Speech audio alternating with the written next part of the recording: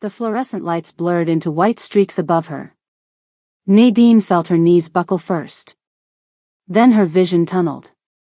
Then gravity took over, and she was falling in front of 23 executives, 14 department heads, and the most dangerous man on the eastern seaboard. 3 days.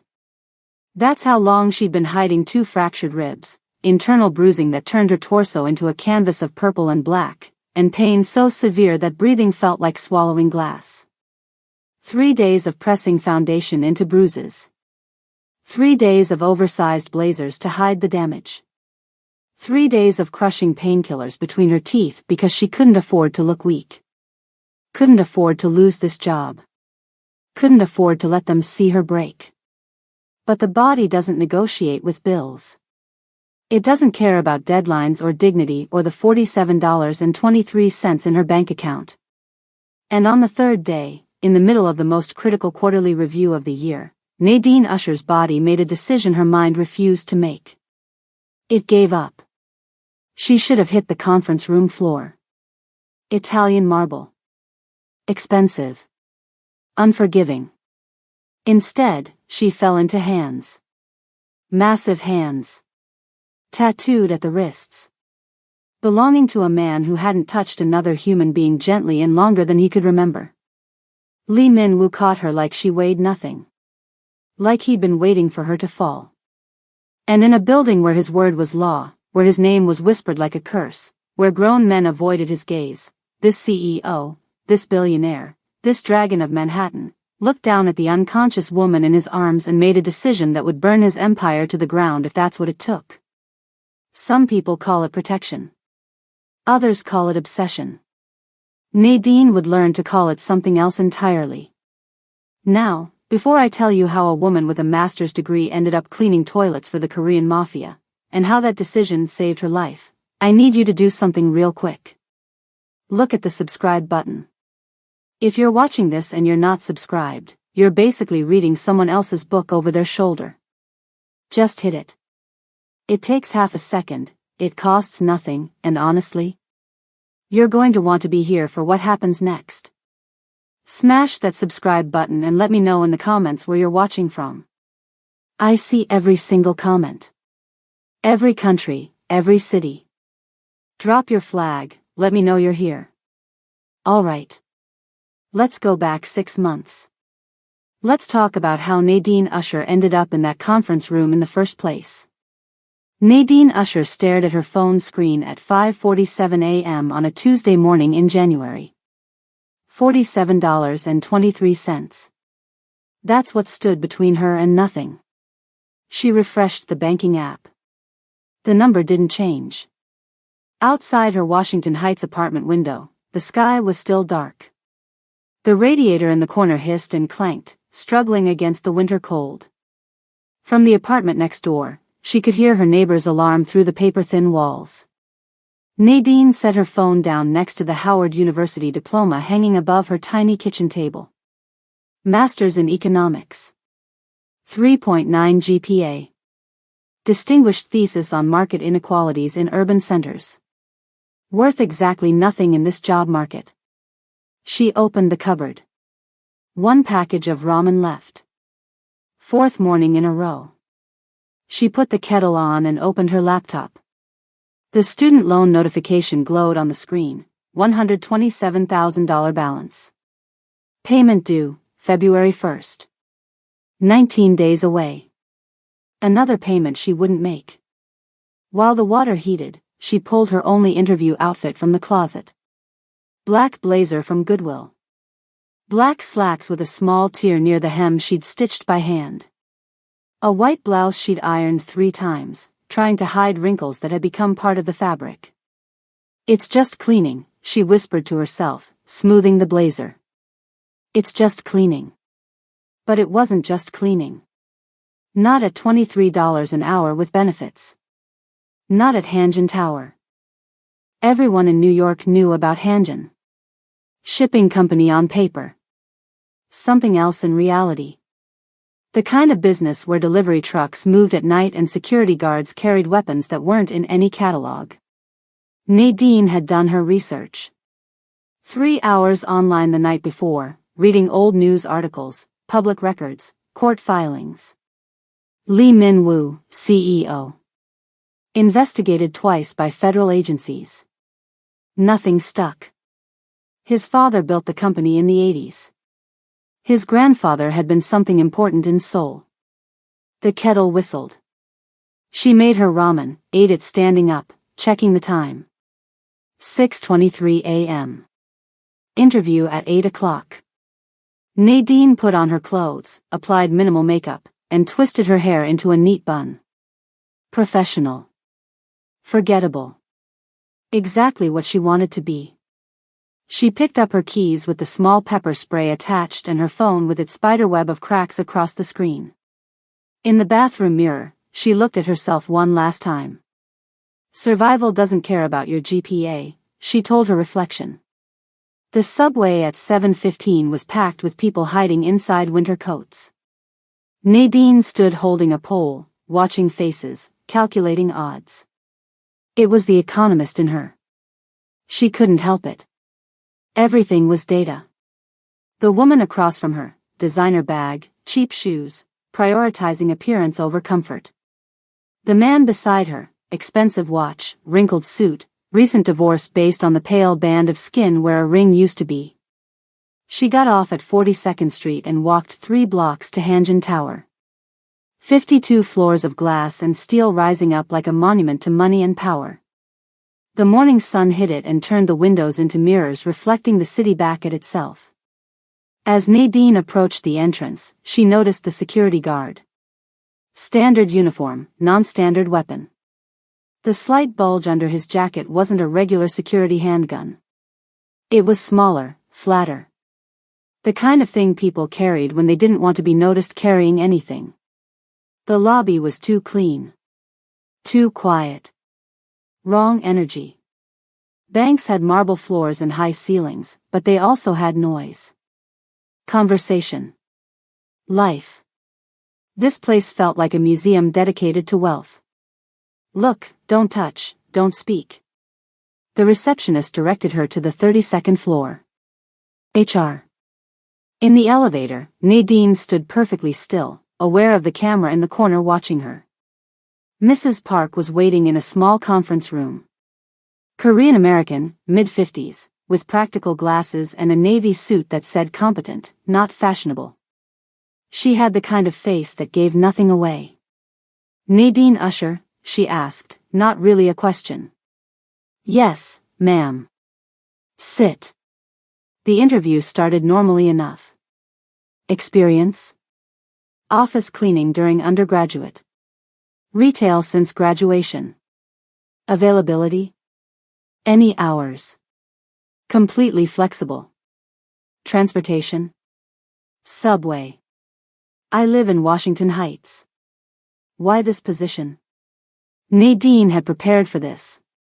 Don't mention the economics degree. Don't look overqualified. The pay is good. The benefits are better. I'm reliable, detail-oriented, and I understand discretion. Mrs. Park made a note. Her pen scratched against the paper, the only sound in the room. This position requires a confidentiality agreement, she said, looking up. Everything you see or hear in this building stays in this building. Is that going to be a problem? Nadine's heart rate increased slightly. Her face stayed neutral. No, ma'am. Good. Mrs. Park closed the folder. You'll work the day shift, 6 a.m. to 2 p.m. You'll be assigned to floors 40 through 52. Those are executive floors. Different rules apply. What kind of rules? Mrs. Park's expression didn't change, but something in her eyes sharpened. You don't speak to executives unless spoken to. You don't enter occupied offices. You don't discuss anything you see with anyone, including other staff members. You report any unusual activity to security, not to gossip about it. Nadine nodded. Understood. One more thing. Mrs. Park leaned forward slightly. Mr. Lee, our CEO, occasionally works unusual hours. If you encounter him, you address him as Mr. Lee or Sir. You don't make eye contact unless he initiates conversation. You don't ask questions. Don't make eye contact. Nadine had grown up in Baltimore. She'd walked past drug corners on her way to school. She knew what "don't make eye contact" meant. It meant the person at the top wasn't someone you wanted to notice you. Understood, she said again. The pay is $23.15 per hour. Medical, dental, 401k match after 90 days. Uniforms provided. Background check required. Start date would be this Monday. The salary was nearly double what Nadine had made at her last job. It would cover rent, student loans, maybe even food that didn't come in a package. I'll take it, Nadine said. Mrs. Park's expression didn't change. She pushed a stack of papers across the table. Sign these. All of them. Last page is the confidentiality agreement. It's legally binding. Nadine signed without reading. She knew what she was agreeing to. Silence. Invisibility. Looking the other way. $23.15 an hour bought a lot of looking the other way. Monday morning, 5:30 a.m. Nadine stood in the employee entrance of Hanjin Tower, wearing the uniform they provided. Dark gray slacks and button-up shirt with Hanjin Logistics Group embroidered on the chest. Practical shoes. Hair pulled back. An older Korean woman with a name tag that read Sunhee, lead custodian, handed her a badge on a lanyard. Facilities maintenance, floors 40 to 52, it read. Nadine's photo looked tired. Probably because she was. You new girl? Sunhee asked. Yes, ma'am. You follow me. I show you. The service elevator smelled like cleaning supplies and cigarettes. It moved faster than Nadine expected, making her stomach drop. Sunhee didn't speak until they reached the 40th floor.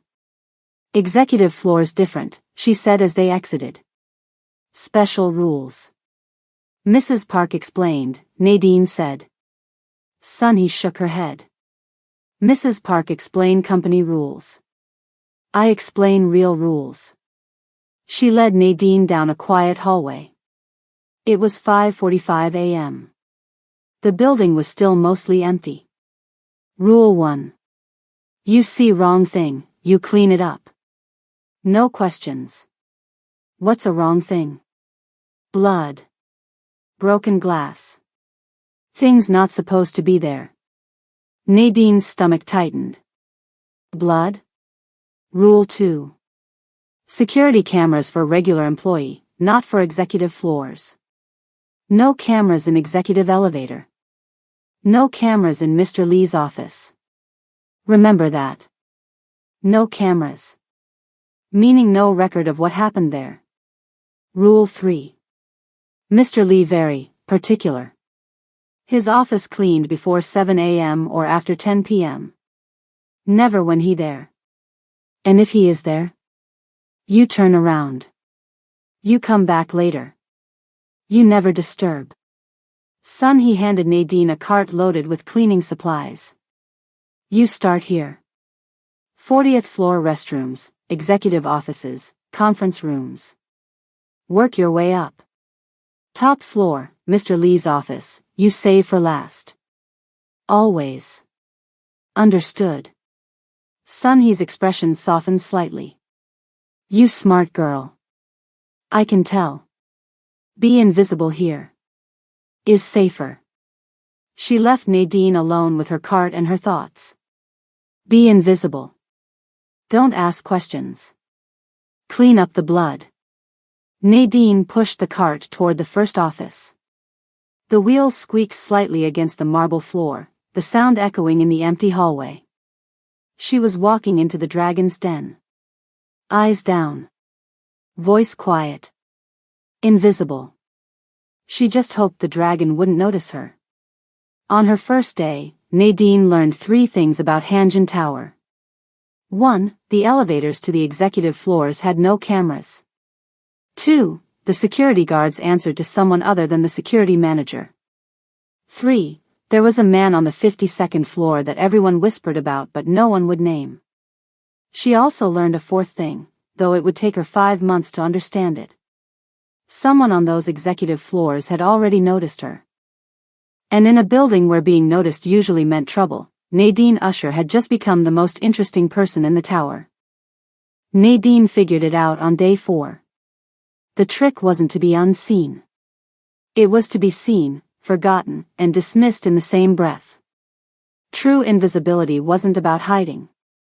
It was about being so predictable, so expected, so perfectly unremarkable that people's eyes slid right past you. Like the water cooler or the potted fern in the corner, present but unworthy of attention. By week 2, she had mapped the entire rhythm of Hanjin Tower in her mind. 5:30 a.m., security shift change. The night guards who carried themselves like soldiers handed off to the day guards who smiled more but watched just as carefully. 6:15 a.m., maintenance crew arrived. Mostly middle-aged men from Queens who spoke in short sentences and never looked up past the 40th floor. 7 a.m., first wave of assistants. Young, nervous, carrying coffee that wasn't for them. 7:30 a.m., middle management. Badge swiping, newspaper folding, coffee drinking. Conversations about sports and children's schools. False laughs at bad jokes. 8:15 a.m., junior executives. Designer shoes. Phones already to ears. 8:45 a.m., senior executives. No phones. No hurry. The building adjusted to them, not the other way around. 9:30 a.m., the Koreans who weren't on any org chart. Men with expensive watches who spoke quietly in hallways and made senior executives straighten their spines. And through it all, Nadine moved like water. Present, essential, unnoticed. You learn fast, Sun Hee told her at the end of week 3. They were in the supply closet on the 43rd floor. Sun Hee was counting inventory. Nadine was reorganizing the closet, her third improvement to the cleaning system that week. I'm just doing my job, Nadine replied, shifting bottles of industrial cleaner into more logical groupings. Sun Hee snorted. Job is clean toilet. Not make spreadsheet for supply closet. Nadine froze. The paper in her hand, the inventory tracking system she developed, suddenly felt like evidence of something she shouldn't have done. Is it a problem? She asked. Sun Hee studied her for a long moment. No problem. Just interesting. You think like manager, not cleaner. I can stop. No. System is better. More efficient. Sun Hee closed her inventory clipboard. Just remember. Smart is good. Too smart is noticeable. Nadine nodded, understanding completely. Noticeable was dangerous. Hanjin Tower had 3 hierarchies. The first was the official one. The org chart printed in the company directory that Nadine memorized in her first week. CEO Lee Min-woo at the top. C-suite executives beneath. Department heads. Senior management. Middle management. Regular employees. The second was the practical one. Who actually wielded power? Which executives could make things happen with a phone call? Which managers could approve expenses without additional signatures? Which assistants controlled access to which executives? The third hierarchy was the invisible one. And it took Nadine 2 months to start mapping it. The Korean men in suits who never wore name tags but made security guards stand straighter. The conversations that switched to Korean when she entered a room. The unmarked office on the 47th floor where people entered looking confident and left looking shaken. And above it all, Lee Min-woo.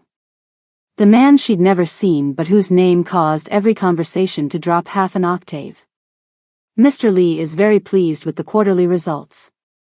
Mr. Lee feels we should reconsider the Dubai expansion. Mr. Lee will be in the building tomorrow. That last one always sent a ripple through the entire tower. Like the first tremor before an earthquake. Nadine had cleaned his office 12 times. Always before 7 a.m., as Sunhee instructed. His desk was impeccably organized. 3 monitors. A single photograph in a silver frame showing a traditional Korean family, parents in formal clothing, 2 young boys standing stiffly in front. A collection of economics books that made her pause the first time she saw them. Several were texts she'd used at Howard. Once, she found a Wall Street Journal open on his desk. Red pen marks highlighted an article about market inefficiencies in Asian shipping routes. The same topic as her master's thesis.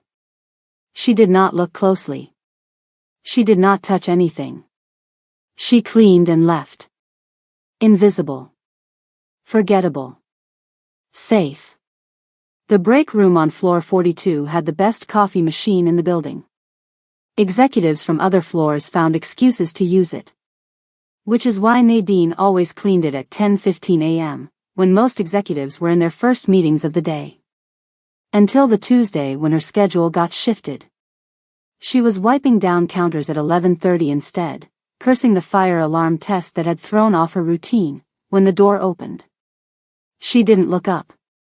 Rule 1 of invisibility: acknowledge presence with body language, a slight shift, a small step aside, but never with eye contact. She moved her cart 3 inches to the left, clearing a path to the coffee machine. You're new. Not a question. A statement. Nadine kept wiping, responding without pausing. Started 2 months ago, sir. 2 months and I'm just noticing you. That seems like my loss. Something in his tone made her glance up despite herself. David Morrison. Logistics manager. Floor 42. She recognized him from her mental map of the organization. Mid-40s. White. Medium height with a runner's build. The kind of conventionally handsome that came from expensive haircuts and regular gym memberships. He was blocking the path to the door. Just doing my job, sir, she said, keeping her voice neutral, eyes already back on the counter she was wiping. Your job includes the entire floor, he asked, moving closer to the coffee machine. Not using it. Just moving. Floors 40 through 52, sir. That's a lot of territory to cover. He leaned against the counter she'd just cleaned. You must be very thorough. The way he said thorough made her skin tighten. I should finish up, Nadine said, gathering her supplies. Other areas to clean. What's your name? He asked, still not moving from his position between her and the door. Nadine Usher. She never lied when asked directly. Lying created inconsistency. Inconsistency created attention. Nadine. He repeated it like he was tasting it. I'm David Morrison. Logistics management. She nodded without looking at him, wheeling her cart toward the door. He stepped aside at the last possible moment, his arm brushing against hers as she passed. Not an accident. The break room was 15 feet wide. See you around, Nadine. She didn't respond. The door swung shut behind her. In the empty hallway, she took one deep breath. Just one. Then she was moving again, invisible again, safe again. Except she wasn't. That night, in her apartment, Nadine opened her laptop. The internet connection was slow, the cheapest plan Spectrum offered, but it worked. David Morrison. LinkedIn profile. Logistics manager at Hanjin Logistics Group, 8 years. Before that, Daewoo Shipping, 3 years. Dartmouth undergrad. No graduate degree. She clicked through to his connections. Thomas Morrison. Board of Directors at Hanjin Logistics Group. Same last name. Profile picture showed the family resemblance. Uncle, most likely. Nadine closed the laptop. The math was simple. David Morrison had connections. Connections meant protection. Protection meant power. Power meant danger. She filed this information away with everything else she'd learned about Hanjin. Just another data point in an increasingly complex equation. An equation where she was the smallest variable. By month 3, Nadine had collected 2,160 data points about Hanjin Tower. That's what her mind called them, anyway. Data points. Observations. Patterns. She knew that Anderson from accounting took 3 smoke breaks every day, exactly 37 minutes apart. She knew that the security rotation changed every Tuesday at 4 p.m. instead of the usual 2 p.m.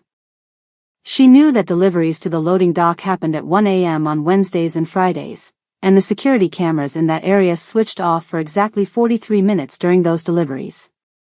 She knew that certain conference rooms were booked under the name strategic planning, but were never actually used. The lights stayed off, the doors remained locked. She knew that the janitorial closet on the 48th floor was accessed by men who didn't carry cleaning supplies. Economists dealt in patterns. And Nadine saw patterns everywhere. "The Shanghai route is bleeding money," said a voice from inside conference room C. Nadine paused outside, her cart positioned to block the partially open door from closing completely. Eavesdropping wasn't her intention, but information was survival. "We've adjusted the manifests 3 times, another voice replied. Stressed. Male. American accent. "We're still showing a 14% loss compared to last quarter. Mr. Lee wants solutions, not problems." A third voice. Korean accent. Authority. Nadine wiped the same spot on the window beside the door, making herself busy, making herself part of the architecture. "The issue is container utilization," the first voice said. "We're shipping at 82% capacity on the return routes." Nadine's mind instantly did the math. Shipping containers. Capacity utilization. Profit margins. The problem wasn't the route. It was the balance. They were shipping full containers to Shanghai and returning with partial loads because the import-export ratio between the destinations was uneven. The solution was obvious: secondary pickups at Busan or Yokohama on the return route. Increase utilization to at least 90%. She almost spoke. Almost knocked. Almost said, "Excuse me, but..." Instead, she moved her cart 6 inches to the right and continued cleaning the window that was already clean. The hardest part wasn't the physical work. It wasn't the early mornings or the chemical smell of industrial cleaner that clung to her clothes. The hardest part was pretending she didn't understand everything happening around her. Pretending the master's degree on her wall at home didn't exist. Pretending the brain that had graduated top of her class was only good for remembering which bathroom needed more paper towels. That night, Nadine sat at her kitchen table with a notebook. Not a diary. She wasn't the diary type. This was a data collection tool. On the left side, observations. In the middle, patterns. On the right, conclusions. She wrote in a personal shorthand, never using company names, never recording anything that would violate her confidentiality agreement. Just patterns. Behaviors. Systems. Service elevator maintenance schedule doesn't match usage patterns. Floor 47, power consumption inconsistent with occupancy. Executive visitor badges issued without logging. She wasn't gathering evidence. She was organizing her thoughts. Finding the shape of things by mapping their edges. What she didn't know was that this notebook, this simple habit of analysis, would later save her life. The 5th time David Morrison appeared in her path, Nadine started counting. The 5th time was a Tuesday, 9:47 a.m., hallway outside the men's restroom on floor 44. She was replacing paper towels. "Morning, Nadine," he said, like they were colleagues. Like they'd had multiple conversations instead of 4 brief, one-sided exchanges. "Good morning, sir." "David," he corrected. Sir makes me feel old. She didn't respond, didn't correct herself, kept restocking paper towels. He leaned against the doorway. You know, you should smile more. You've got a beautiful face. She nodded once, still not looking at him, and moved to exit the restroom. He didn't step aside immediately. 1 second. 2 seconds. 3. Then he moved, but not enough. She had to turn sideways to slip past without touching him. 5. Done. She wheeled her cart away, feeling his eyes on her back. The 6th time was a Thursday, 10:15 a.m., break room on 42. She'd returned to her regular schedule, but so had he. That uniform really doesn't do you justice, he said as she wiped down tables. She nodded once.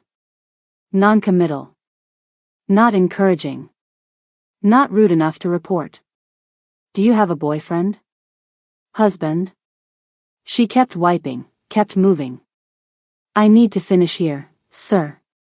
David, he corrected again. And you didn't answer my question. She looked at him directly for the first time. Brief. Professional. I keep my personal life separate from work, sir. His smile tightened at the corners. Admirable. Old-fashioned. I like that. She finished cleaning and left. 6. Done. The 7th time was a Monday, 8:22 a.m., elevator bank on 46. She was waiting for the service elevator. He stepped up beside her. We keep running into each other, he said. The service elevator arrived. She stepped in, hoping he'd continue to his destination. He followed her in. She pressed SL for service level. He didn't press any button. Which floor, sir? She asked, staring at the control panel. Just enjoying the ride, he said. The elevator was 6 feet wide. He stood less than 2 feet from her. She clutched the handle of her cart, acutely aware of the closed space, the lack of cameras. You're very focused, he said. I've noticed that about you. Always working. Always thinking. The elevator seemed to move slower than usual. You're not really the cleaning type, are you? He asked, his voice lower. You seem educated. The elevator reached the service level. The doors opened. This is my floor, she said, pushing her cart forward. His hand touched her lower back as she passed. Just for a moment. Just enough. Have a good day, Nadine. The doors closed. She exhaled. 7. Done. That night, Nadine opened a new page in her notebook. At the top, she wrote. David Morrison, incidents. She recorded each interaction. Date. Time. Location. What was said. Whether anyone else was present. Whether physical contact occurred. She didn't know if it would ever matter. But economists deal in data. And data is power. By month 3, Nadine had perfected the art of invisibility. She knew which hallways to avoid. Which elevators were safest. Which times David Morrison was most likely to accidentally appear. She had a system. A routine. A strategy. What she didn't know was that her strategy was about to fail. Because David Morrison had just decided that invisible wasn't good enough anymore. And somewhere on the 52nd floor, someone else had been watching her survival tactics with growing interest. Someone who recognized strategy when he saw it. Nadine began to count the incidents on her fingers. Then in her notebook. Then in bruises. It was easier, somehow, to think of them as data points. Evidence. Not things happening to her body, her space, her sense of safety, just information to be collected, organized, and analyzed. By month 4, she had developed a system. On a Tuesday at 7:13 a.m. The elevator doors were closing on the lobby level when a hand shot between them. The sensors triggered, doors reopening. David Morrison stepped inside, straightening his tie. "Going up?" he asked, smiling like it was a coincidence. It wasn't. The executive elevators and service elevators were on opposite sides of the lobby. There was no reason for him to be using this one at this hour. Nadine's finger was still on the "door close" button. Her thumb pressed harder, uselessly. The doors were already shutting. 42 floors. No cameras. She knew because she'd checked. He stood closer than necessary in the empty elevator. Not touching her, but close enough that she could smell his cologne. Something expensive that tried too hard. "We keep running into each other," he said. The elevator climbed. Floor 12. 13. The numbers blinked too slowly. "Did Patricia talk to you?" Nadine asked, eyes fixed on the floor indicator. His smile didn't change. "About what?" She didn't answer. The message was clear, HR had done nothing. "You know," he said, shifting slightly closer, "you're different from the other cleaning staff. More alert. Educated, almost." Floor 27. 28. Most people in your position, they're just grateful for the paycheck. They don't ask questions. They don't notice things. Floor 33. 34. "But you notice everything, don't you, Nadine?" She didn't respond. Her right hand gripped the cleaning cart handle. Her left hand was in her pocket, wrapped around her pepper spray. Floor 40. 41. 42. The doors opened. She pushed her cart forward immediately. "Have a good day," he said as she exited. She didn't turn around. 8. Done. There's a special kind of fear that comes from being trapped in a metal box with someone who thinks "no" is a suggestion. It's not the immediate panic of danger. It's the slow-motion horror of knowing that for 42 floors, for 94 seconds, no one would hear you scream. Incident number 11 was different. It happened on a Thursday, 1:47 p.m., service corridor on 45. The narrow hallway that connected the maintenance closet to the bathrooms. No security cameras. No foot traffic. Nadine had just finished restocking supplies. Her cart was full, her shift almost over. 30 more minutes and she could go home. She turned the corner and there he was. Just standing there, like he'd been waiting. "Nadine," he said. "Just the person I was looking for." The corridor was 8 feet wide. Her cart took up 3. He was standing in the middle, leaving barely enough space to pass. "Excuse me," she said, trying to will past. "I need to finish my rounds." His hand shot out and grabbed her wrist. Not gentle. Not an accident. "You're always rushing off," he said. The fake smile was gone. "We never get to finish our conversations."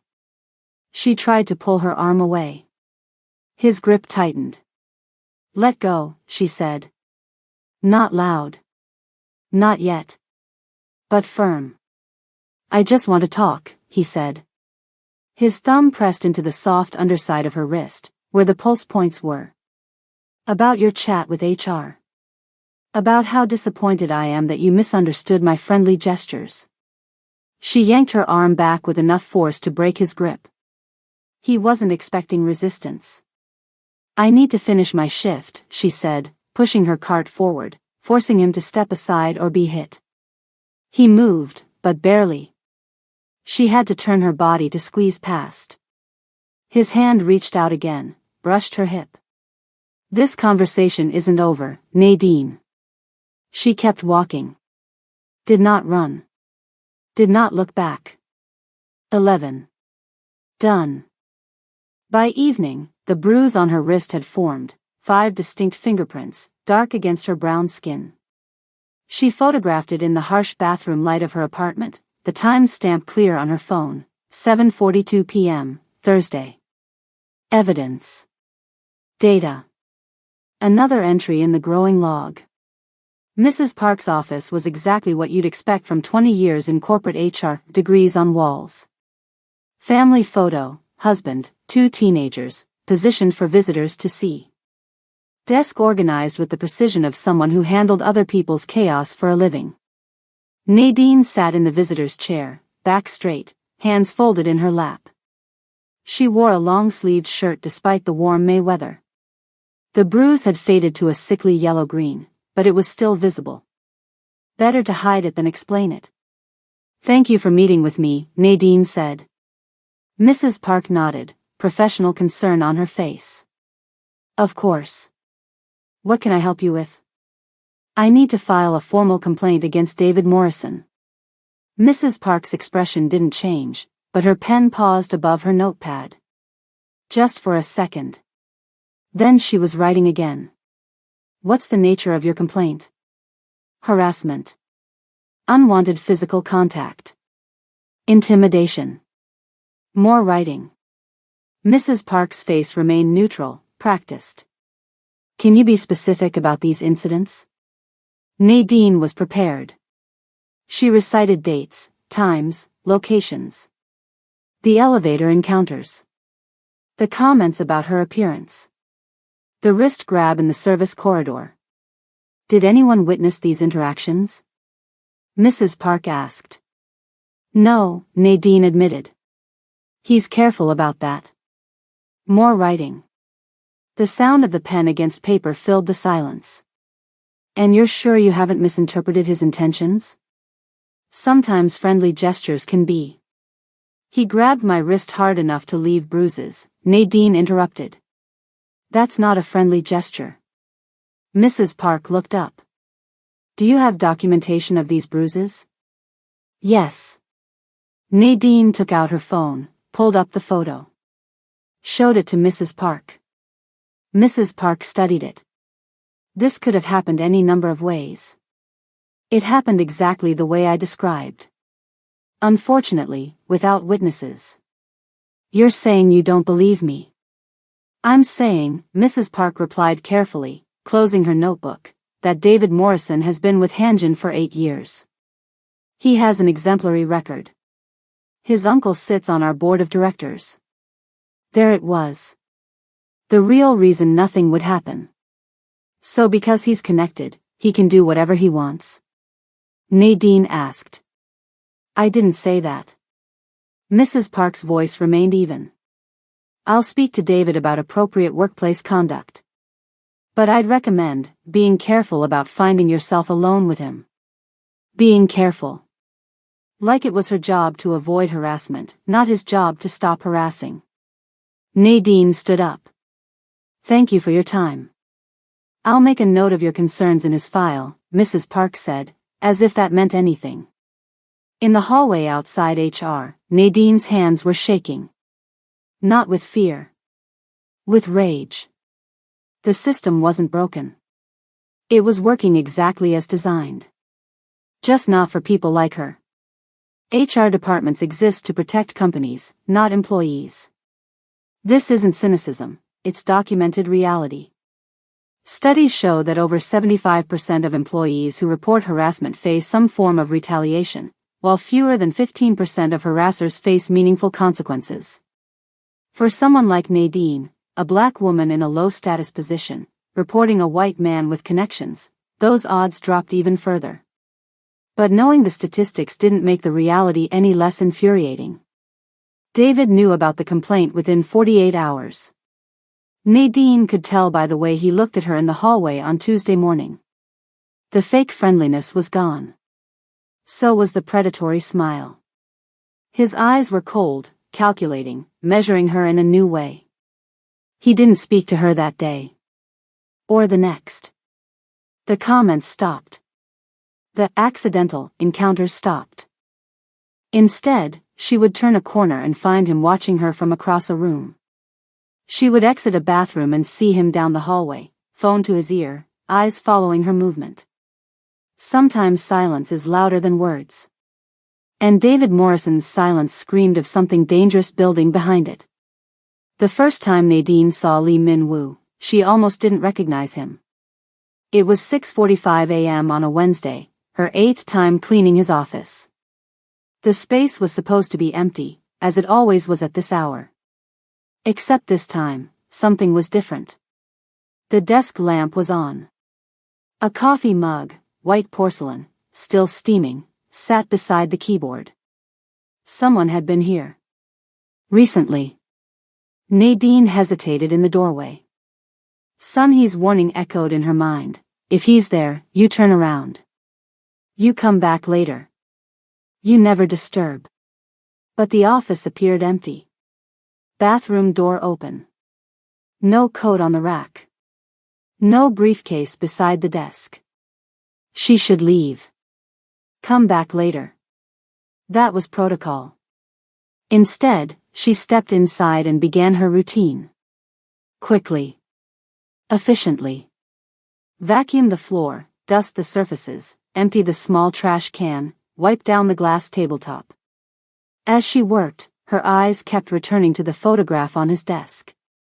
The one in the silver frame. The traditional Korean family portrait. Grandparents in handbox.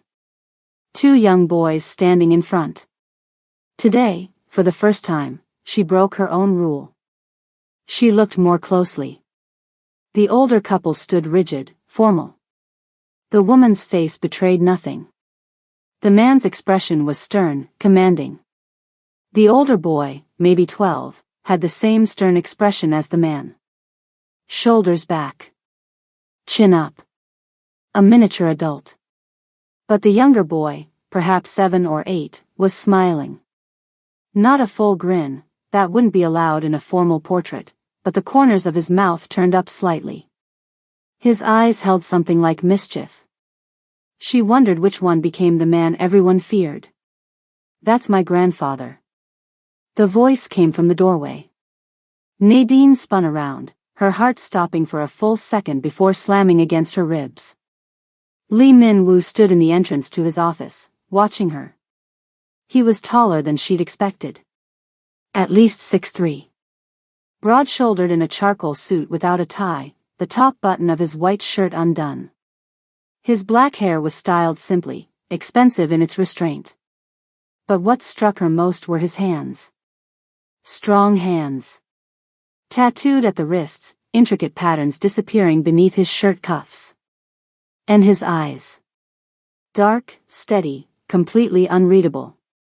I'm sorry, sir. I didn't realize you were. She stopped. Mrs. Park's rules echoed. Don't speak unless spoken to. Don't ask questions. You didn't answer my question. His voice was calm, neutral, neither threatening nor friendly. Nadine's mind raced. He hadn't asked a question. He'd made a statement about his grandfather. You asked about the photograph, she said carefully. But you didn't ask a question. Sir. Something shifted in his expression. Not a smile, but close. A flicker of interest. You're observant. I try to be, sir. How long have you worked here? 4 months and 12 days. Which floors? 40 through 52. Executive level. He moved into the office, and Nadine stepped back automatically, giving him space. He walked to the window, hands in his pockets, looking out over the city. Do you like the work? The question surprised her. People like Lee Min-woo didn't ask cleaning staff if they liked their work. They barely acknowledged cleaning staff existed. It pays well, she said honestly. The benefits are good. That's not what I asked. Nadine hesitated. The truth was that she didn't like the work. She liked being able to eat. She liked being able to pay rent. She liked not drowning, for the first time in 2 years. I like being able to survive, she said finally. The work is the price. Lee Min-woo turned to look at her. Really look, the way most people never did. Like he was seeing past the uniform, past the cleaning cart, past the invisible barrier between someone who owned a building and someone who cleaned it. What did you do before this? I have a master's degree in economics. From Howard University. The words came out before she could stop them. Nobody's hiring economists without experience. So you clean offices instead. I do what's necessary. Sir. Another almost smile. You don't have to keep calling me sir. Mrs. Park's rules. I'd prefer to keep my job. Ah. He nodded slowly. Mrs. Park is thorough. He didn't say anything else. After a moment, Nadine realized she'd been standing there frozen, completely forgetting about her actual job. I should finish cleaning, she said. If you need me to come back later. No. Finish your work. I'll be in a meeting for the next hour. He walked past her toward the door, then stopped. What's your name? Nadine. Nadine Usher. Nadine. He repeated it like he was filing it away. I'll remember that. Then he was gone. Nadine stood in the empty office, heart pounding, trying to understand what had just happened. The most dangerous man in Manhattan had asked her name. Had looked at her like she mattered. And she had absolutely no idea what that meant. There's a concept in psychology called breaking pattern. When something unexpected happens, it forces us to pay attention. To actually see what's in front of us. For 4 months, Nadine had been invisible. She'd worked hard at being invisible. It was her survival strategy. Lee Min-woo had just shattered that invisibility in 5 minutes. And that scared her more than David Morrison ever had. Because David was a known threat. Predictable. Manageable. Min-woo was something else entirely. The rumor spread through Hanjin Tower like electricity through water. Nadine didn't know how. She hadn't told anyone. Not even Sun-hee. But somehow, by the next day, David Morrison knew that she'd spoken to Lee Min-woo. That the CEO knew her name. That he'd asked about her background. Heard you had a chat with the big boss, David said. It was 1:15 p.m., hallway outside the copy room on 43. He'd been waiting for her. Moving up in the world? She kept her face neutral, her body language disinterested. Just doing my job. Just doing your job, he repeated, stepping closer. The hallway was empty. Like you were just doing your job when you went to HR? She didn't answer. Her hand was already in her pocket, wrapped around her pepper spray. Funny thing about this company, David said, his voice dropping. People who get too close to the top tend to fall. Hard. The threat wasn't subtle. Excuse me, she said, trying to move past him with her cart. He stepped aside, but his hand caught her arm as she passed. Not as hard as before. Just a warning squeeze. Be careful who you talk to, Nadine.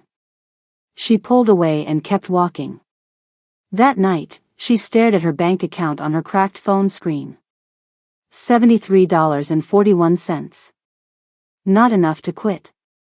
Not nearly enough. She'd been careful. Putting aside small amounts from each paycheck. Eating ramen 4 nights a week. No streaming services. No new clothes. No life outside work and sleep. But $73.41 wouldn't cover rent. Wouldn't cover food. Wouldn't cover the minimum payment on her student loans that was already 2 months late. Nadine closed the banking app and opened her documentation notebook instead. Added the new incident. Date. Time. Location. Exact words. The warning squeeze that wasn't quite a grab. When she was done, she flipped through the pages. 15 incidents now. 15 data points building a pattern that nobody with power seemed to care about. Except maybe one person. The most dangerous one of all. The next 2 weeks would be the longest of Nadine's life. Not because of what happened. but because of what was about to happen. Because David Morrison had spent 8 years learning how to hurt people without leaving evidence. And he'd just decided that Nadine Usher had become a problem that needed solving. Permanently. Wednesday night. 9:17 p.m. Nadine hadn't planned to work late. The quarterly reports were due Thursday morning, and the executives had been in meetings all day, leaving trails of coffee cups and discarded paper that needed clearing before the morning shift. The Hanjin Tower emptied in layers. Regular employees at 5. Middle management by 6. Senior staff by 7. By 9 p.m., only the workaholics, cleaning crew, and security remained. She checked her phone. Last subway that would get her home at a decent hour left in 20 minutes. Enough time if she hurried. The service elevator opened on the parking level. The fluorescent lights buzzed overhead, flickering at the far end where the bulbs needed replacing. Her footsteps echoed against concrete. One security guard should have been stationed by the entrance. His booth was empty. Nadine's hand tightened around her pepper spray as she walked toward her section. Row G, spot 23. Her 10-year-old Honda with the dent in the passenger door and the tape holding the left mirror together. Her instincts screamed before her conscious mind registered why. The garage was too quiet. No distant car engines. No elevator hum. No radio from the security booth. Just footsteps behind her that weren't there a moment ago. Working late? David Morrison stepped out from behind a concrete pillar. Not smiling. Not pretending this was accidental. Nadine's heart hammered against her ribs. She kept walking, eyes focused on her car 30 yards away. "I'm heading home," she said. Voice steady. Hand gripping the pepper spray in her pocket. "Patricia told me what you said," David continued, matching her pace. "That I assaulted you. That I left bruises." She didn't answer. 25 yards to the car. "That's a serious accusation, Nadine." "Because it's true." "No," he said, moving faster, cutting off her path. "What's true is that you've been leading me on for months. Smiling at me in meetings. And now you're trying to ruin my career because I finally made a move. I never smiled at you. I never led you on." 15 yards to the car. Keys already in hand. "You're delusional." His expression twisted with rage. "I'm delusional?" He lunged at her. Nadine had taken 2 self-defense classes at the community center in Washington Heights. Enough to know the basics. She tried to use the pepper spray, but he was faster, knocking it from her hand, sending it skittering across the concrete floor. Her knee came up toward his groin. He twisted, taking the blow on his thigh instead. His hand tangled in her hair, slamming her against the concrete pillar. The impact drove the air from her lungs. "You think you're so smart," he snarled, his fist connecting with her ribs. "So much better than everyone." Another punch. Something cracked inside her. The pain was immediate, blinding. "But you're nothing," he hissed. "Just another." She clawed at his face, felt her nails connect, draw blood. He cursed, slammed her head back against the concrete. The world spun. She tried to scream, but his hand clamped over her mouth. "You tell anyone about this," he said, his voice suddenly quiet, controlled, "and I'll finish the job." Then he was gone, footsteps echoing in the empty garage. Nadine slid down the pillar to the floor, arms wrapped around her torso, trying to breathe through pain that felt like fire inside her chest. The garage lights flickered overhead. 1 blink. 2. Then darkness swallowed everything. She didn't pass out. Not completely. Just moments of gray static interrupting consciousness. Static, then the concrete cold against her cheek. Static, then dragging herself toward her car. Static, then fumbling with keys, hands shaking. 9:48 p.m. She was behind the wheel, moving through pain that made the world blur at the edges. She couldn't go to Manhattan Memorial. That was where Hanjin executives went. Someone would recognize her. She couldn't afford an ambulance. Couldn't afford emergency room charges. Meadowview Urgent Care in Queens. That was the answer. 40 minutes away. Open until midnight. No connection to Hanjin. Each breath was a knife between her ribs. Each pothole in the road sent fresh pain exploding through her body. She drove with one hand pressed against her side, as if holding herself together. 10:32 p.m. The urgent care waiting room was half empty. A mother with a feverish toddler. An elderly man with a persistent cough. A teenage boy with what looked like a broken finger. Name? The receptionist asked. Nadine Usher. Insurance? Hanjin Corporation. She handed over her card. Reason for visit? I fell. The lie tasted bitter. Down some stairs. 43 minutes later, she was in an exam room with Dr. Patel, a woman in her 50s with gentle hands and eyes that had seen too many falls to believe them.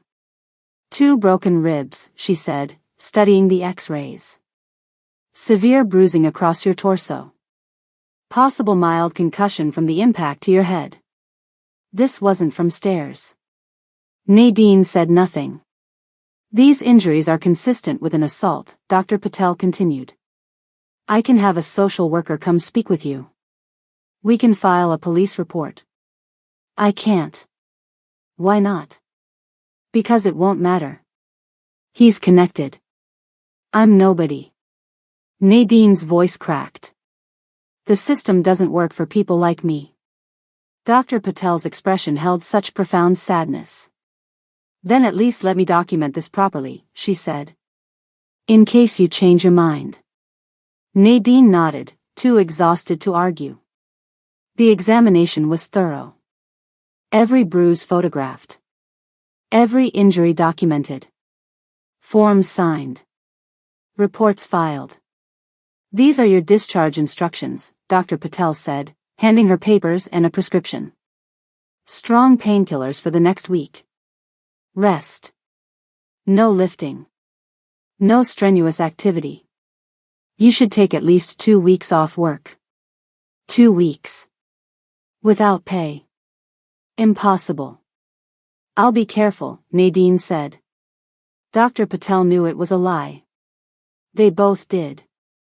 The ribs will take 6 to 8 weeks to fully heal, she said. If you develop difficulty breathing, severe pain, or dizziness, go to an emergency room immediately. Nadine took the papers. Took the prescription. Paid her copay from her dwindling bank account. $73.41 minus $30. $43.41 remaining. 12:46 a.m. She drove to a 24-hour pharmacy. Filled the prescription. Another $15 copay. $28.41 remaining. 1:37 a.m. Home. The stairs to her third-floor apartment nearly broke her. Each step sent fresh waves of agony through her body. Inside, she locked the door. Double-checked it. Triple-checked. She took 2 painkillers. Then, sitting at her kitchen table, she made a decision that would define the next 3 days.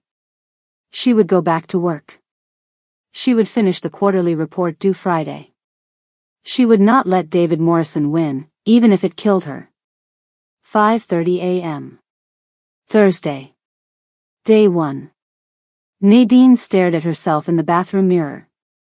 The bruises had darkened overnight. Purple and black spread across her torso like spilled ink. Her face had been spared, except for a small cut at her temple that could be covered with makeup. Getting dressed was an exercise in agony. First, bandages wrapped tightly around her ribs, providing compression that made breathing fractionally less painful. Next, the loosest bra she owned, still too tight against the bruising. Then, a tank top. A long-sleeved shirt buttoned to the collar. An oversized blazer she'd bought at Goodwill for interviews before giving up on professional jobs. She looked normal. Professional, even. As long as nobody saw what was underneath. The painkillers dulled the edges but couldn't touch the core of her agony. Each breath was still fire. Each movement still sent lightning through her nervous system. But she could function. Could walk. Could speak. She crushed another painkiller between her teeth before leaving the apartment. Survival wasn't pretty. But she was very, very good at it. 6 a.m. Hanjin Tower lobby. Security nodded to her as she badged in. They didn't notice her slightly stiff gait. Didn't see how she kept her left arm pressed against her side, stabilizing her ribs. The service elevator was empty, thank God. She leaned against the wall once the doors closed, allowing herself 10 seconds of relief when no one could see her face contort with pain. She started on the 40th floor, working slower than usual. Every movement calculated to minimize stress on her broken ribs. By 8:30, she'd managed 3 floors instead of her usual 5. Had to skip 2 restrooms. Had taken 4 more painkillers, double the recommended dose. At 9:17, David Morrison stepped out of the elevator on 43. Nadine was vacuuming the hallway. She didn't look up, but her body went rigid, sending fresh waves of pain through her torso. He walked past her like she didn't exist. No acknowledgement. No comment. But as he passed, he said one word. Quiet enough that only she could hear. Remember. That single word carried the weight of his threat from the garage. Tell anyone, and I'll finish the job. She kept vacuuming, kept breathing through the pain, kept surviving. By noon, she could barely stand. The painkillers were wearing off faster. The compression bandage felt like it was suffocating her. She locked herself in a bathroom stall on 48, pressed her forehead against the cool metal partition, and allowed herself exactly 60 seconds of silent tears. Then she straightened. Reapplied her makeup. Took 2 more painkillers. And went back to work. That night, in her apartment, Nadine carefully documented everything. New page in her notebook, assault, parking garage. Date. Time. Exact location. What was said. The injuries. She added the doctor's report. The photographs from urgent care. The prescription information. Then she wrote out the calculation that had forced her back to work. Rent due, $1,450. Current bank balance, $28.41. Payday, 9 days away. Time off without pay, not an option. The math was simple. Brutal but simple. And that's when the email arrived from Patricia in HR. All cleaning staff required for quarterly meeting preparation. Friday 2 p.m., executive conference room, 52nd floor. Attendance mandatory. Friday. 2 p.m. Less than 24 hours away. She could do this. One more day. She just had to survive one more day. 4:30 a.m. The alarm's chirp sounded like a scream to Nadine's exhausted mind. Her eyes opened to darkness, to pain, to the weight of another day pressing down on her broken body. Getting out of bed took planning now. Step 1, roll to her right side, keeping torso rigid. Step 2, use her right arm to push up while swinging legs to the floor. Step 3, pause for the wave of nausea to pass. The pain had evolved overnight. Less sharp, more pervasive. A dull throbbing that spiked whenever she inhaled too deeply. Bathroom. Medicine cabinet. 6 ibuprofen remained in the bottle. She took 3, crushing them between her teeth, swallowing the bitter powder dry. Shower was impossible, she couldn't raise her arms high enough to wash her hair. She settled for a careful wipe down with a damp cloth, avoiding the darkest bruises. The mirror showed the progression. Purple had deepened to black across her rib cage. Yellow edges were forming around the older bruises. The cut at her temple had scabbed over but looked angry, red against her brown skin. More makeup today. Foundation. Concealer. Careful blending. You can do this, she told her reflection. 4 hours. Stand for 4 hours. Then you can go home. The largest blazer she owned. Black, boxy, concealing. Loose slacks with an elastic waist that didn't press against her torso. She checked her phone. 94% charged. Keys with pepper spray, useless as it had proven. Wallet with $23 cash and a debit card that guarded her last $28.41. Enough for today. Not enough for a life. The Saturday morning subway crawled between stations. Weekend schedule. Fewer trains. More waiting. Nadine stood, gripping the pole. Sitting hurt more, the rigid plastic seats forced her spine straight, pressed against her damaged ribs. Standing let her lean, let her shift her weight when the pain flared. Outside the windows, the city was waking reluctantly.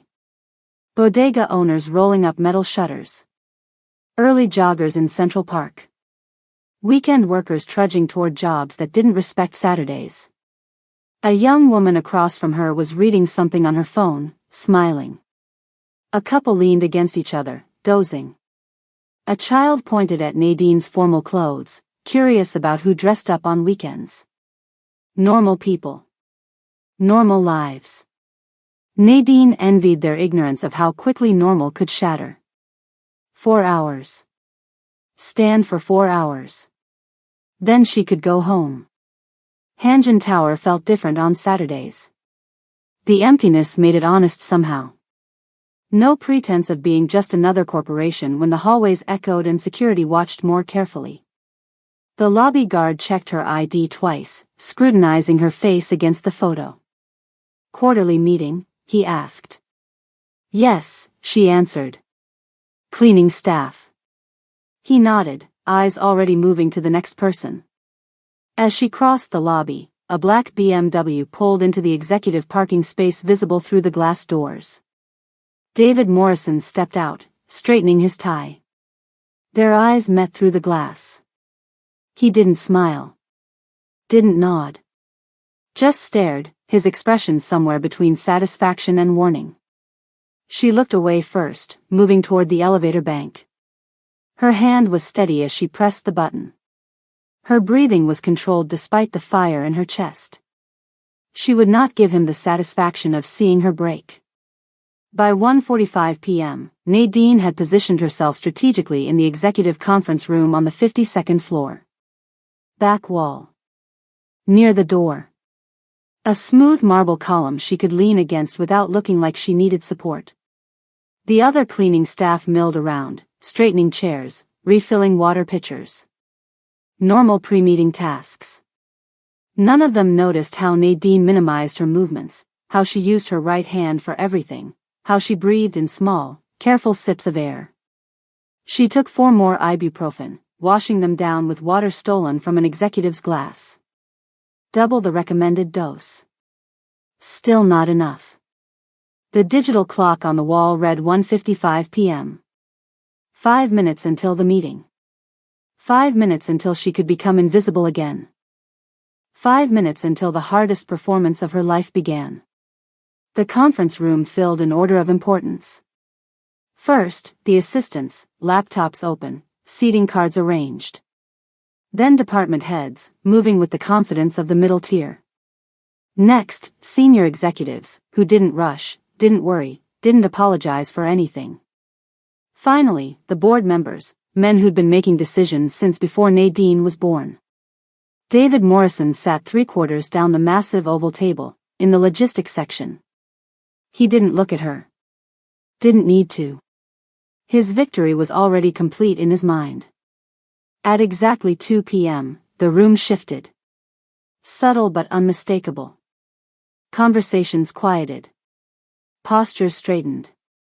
Faces composed into attentive masks. Lee Min-woo entered. He didn't hurry. Didn't announce himself. Simply appeared in the doorway, and the room reorganized itself around him like iron filings aligning to a magnet. Nadine had seen him only once before, in his office, but that hadn't prepared her for Min-woo in his full authority. He wore a black suit that fit him perfectly. No tie. White shirt open at the collar, revealing hints of the tattoos that marked him as something other than just another CEO. He moved to the head of the table, standing rather than sitting. His eyes scanned the room methodically, assessing, categorizing, measuring. When his gaze passed over Nadine, it didn't pause. Didn't recognize. She was invisible again, exactly as she wanted. Quarterly review, he said, his voice quieter than expected.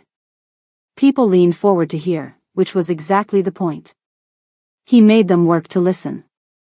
Department heads, you have 5 minutes each. Numbers only. I don't want explanations unless I ask for them. The meeting began. Finance first. Charts projected on the wall. Growth in some sectors, concerns in others. Nadine focused on breathing. Small, shallow breaths that kept the pain at a consistent throb rather than sharp spikes. 2:15 p.m. Her left leg began to tremble. She shifted her weight, pressing harder against the column behind her. Operations next. Supply chain issues in the Asian corridors. Shipping delays that cost money. 2:30 p.m. The room's edges began to blur. The voices became muffled, as if she were hearing them through water. She blinked hard, tried to focus. Legal department. Something about regulatory compliance. Words that stopped making sense. 2:38 p.m. She shifted her weight again, and pain lanced through her side. Sharp enough that she had to bite her lip to keep from gasping. Human resources. Patricia's voice, discussing retention rates, completely avoiding mention of harassment complaints. 2:42 p.m. Excuse me, said a voice. Male. One of the executives. Looking at her. What's the status of the new cleaning supply budget? We're still seeing overages. Nadine blinked. Found her professional voice somewhere. The new inventory system is in place. We should see reductions by next quarter. He nodded, satisfied. Turned away. She had no idea if what she'd said made sense. The words had assembled themselves without her conscious input. 2:45 p.m. The tunnel was closing in. Darkness at the edges of her vision. Sounds becoming distant. She needed air. Real air, not these tiny sips that barely kept her conscious. She tried to take a deeper breath. Her ribs protested with a stab of agony so intense that her vision whited out for a second. She gasped audibly. Heads turned. She needed to get out. Needed to reach the door before she fell. Needed to maintain dignity, professionalism, invisibility. She took one step toward the exit. Her legs gave out. The world slowed to frame-by-frame clarity. Nadine felt her knees buckle first. The muscles simply stopped responding, went liquid beneath her. Her right hand reached for the wall, missed, grasped empty air. Then her vision tunneled, fluorescent lights blurring into white streaks above her. The floor rushed up to meet her. Italian marble. Expensive. Unforgiving. Time stretched. In that endless moment of falling, her brain offered an absurd calculus. If she landed wrong, she might puncture a lung with her broken rib. Medical bills would destroy her. She'd lose her job for making a scene. She'd be back at zero, but with hospital debt. Not here. Not in front of everyone. She closed her eyes, braced for impact. It never came. Instead, strong hands caught her mid-fall. One behind her shoulders, one under her knees. The transition from falling to being held happened so smoothly it felt choreographed. She was lifted upward, cradled against a solid chest. Her eyes fluttered open, vision swimming back into focus. Lee Min-woo's face was inches from hers. Dark eyes assessing. Jaw tense. His expression revealed nothing, but his arms held her with surprising gentleness for hands that could break a man.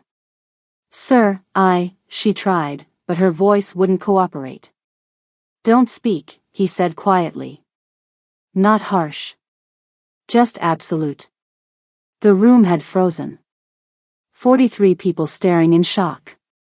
Executives, department heads, board members, cleaning staff, all rendered silent by the sight of Lee Min-woo, feared CEO, holding a cleaning woman in his arms like something precious. He didn't look at any of them. His attention was entirely focused on Nadine, scanning her face, noting the makeup-concealed cut at her temple, the pallor beneath her brown skin, the pain she couldn't hide.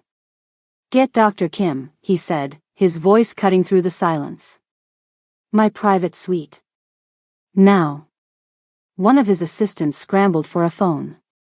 "Sir," someone started, "should we call an ambulance?" "Now." The word wasn't loud. It didn't need to be. No one questioned him twice. Min-woo turned and walked out of the conference room, carrying Nadine as if she weighed nothing. As they passed the logistics section, his eyes briefly met David Morrison's.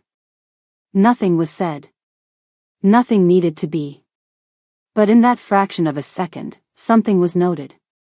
Catalogued. Filed away for later. The journey to the private elevator was a blur for Nadine. Pain and embarrassment and confusion swirled together. She was failing at the most basic task, staying invisible. The elevator doors closed.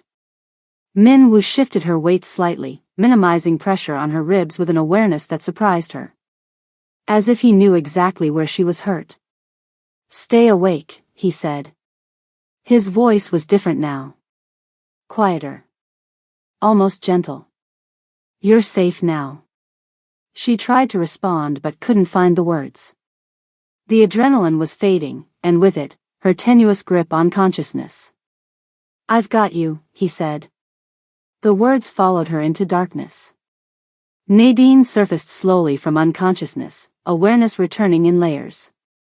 First, she was lying on something impossibly soft. Second, the pain was still there, but dulled. Third, voices were speaking nearby, measured and calm. She opened her eyes to an unfamiliar ceiling. High, white, minimalist. Nothing like her apartment's water-stained tiles. "She's awake," said a voice. Not Min-woo's. Turning her head required enormous effort. The movement revealed a bedroom larger than her entire apartment. Floor-to-ceiling windows showcased a Manhattan view that belonged in magazines. Minimalist furniture in grays and blacks. A king bed where she now lay. Min-woo stood at the foot of the bed, hands in his pockets, face unreadable. Beside him was an older Korean man with silver hair and wire-rimmed glasses, holding a medical bag. "Ms. Usher," the older man said, approaching the bed. "I'm Dr. Kim. How is your pain level, on a scale of 1 to 10? 7, she whispered, her voice rough. "You've been unconscious for about 15 minutes, Dr. Kim explained. I need to examine you properly now. Can you tell me what happened?" "I fell," she said automatically. Min-woo made a small sound. Not quite a scoff, but close. "Let's start with honesty," he said. Dr. Kim looked between them, understanding some unspoken dynamic. "I need to see your torso," he said to Nadine. "To properly assess your injuries." She hesitated, eyes flicking to Min-woo. "Show him," Min-woo said, not unkindly. "Or I find out another way." The implication was clear. One way or another, he would know the truth. Nadine nodded slowly. With careful movements, she removed the blazer. Then, with Dr. Kim's help, raised her shirt to just beneath her bra. The room went silent. Her torso was a canvas of purple, black, and yellow. Bruises in various stages of healing covered her rib cage and abdomen. The clear imprint of a fist was visible on her right side. Compression bandages wrapped her midsection tightly. Dr. Kim's expression remained professionally neutral, but his eyes darkened. Min Woo's reaction was more subtle. He didn't gasp. Didn't curse. His face remained composed. Only his hands betrayed him, clenching briefly at his sides before deliberately relaxing. "These are several days old," Dr. Kim said, gently probing the worst areas. 2 fractured ribs, at minimum. Severe contusions across the torso. Possible kidney involvement. He looked up at Min Woo, a message passing between them. "She should have been hospitalized immediately." "I couldn't," Nadine said. "Financially? Or was there another reason?" Dr. Kim asked. She didn't answer. The answer was in the bruises. Dr. Kim turned to Min Woo. "Someone should be held responsible for this." "They will be," Min Woo said quietly. The measured calm of his voice somehow more frightening than anger would have been. He moved closer to the bed, looking down at Nadine. His eyes were cold, calculating, furious, but none of that fury was directed at her. "Who did this to you?" he asked. "I fell." "Don't lie to me," he interrupted. "Not now." "Now, before I tell you what Nadine said next, and what Lee Min Woo did when he heard it, I need to ask you something. Are you subscribed? Because if you're watching this far and you're not subscribed, you're missing half the story. I post stories like this regularly. Stories about survival, justice, and people who refuse to break. Hit that subscribe button right now. It's free. It takes 1 second. And I promise you, what happens next is worth being here for.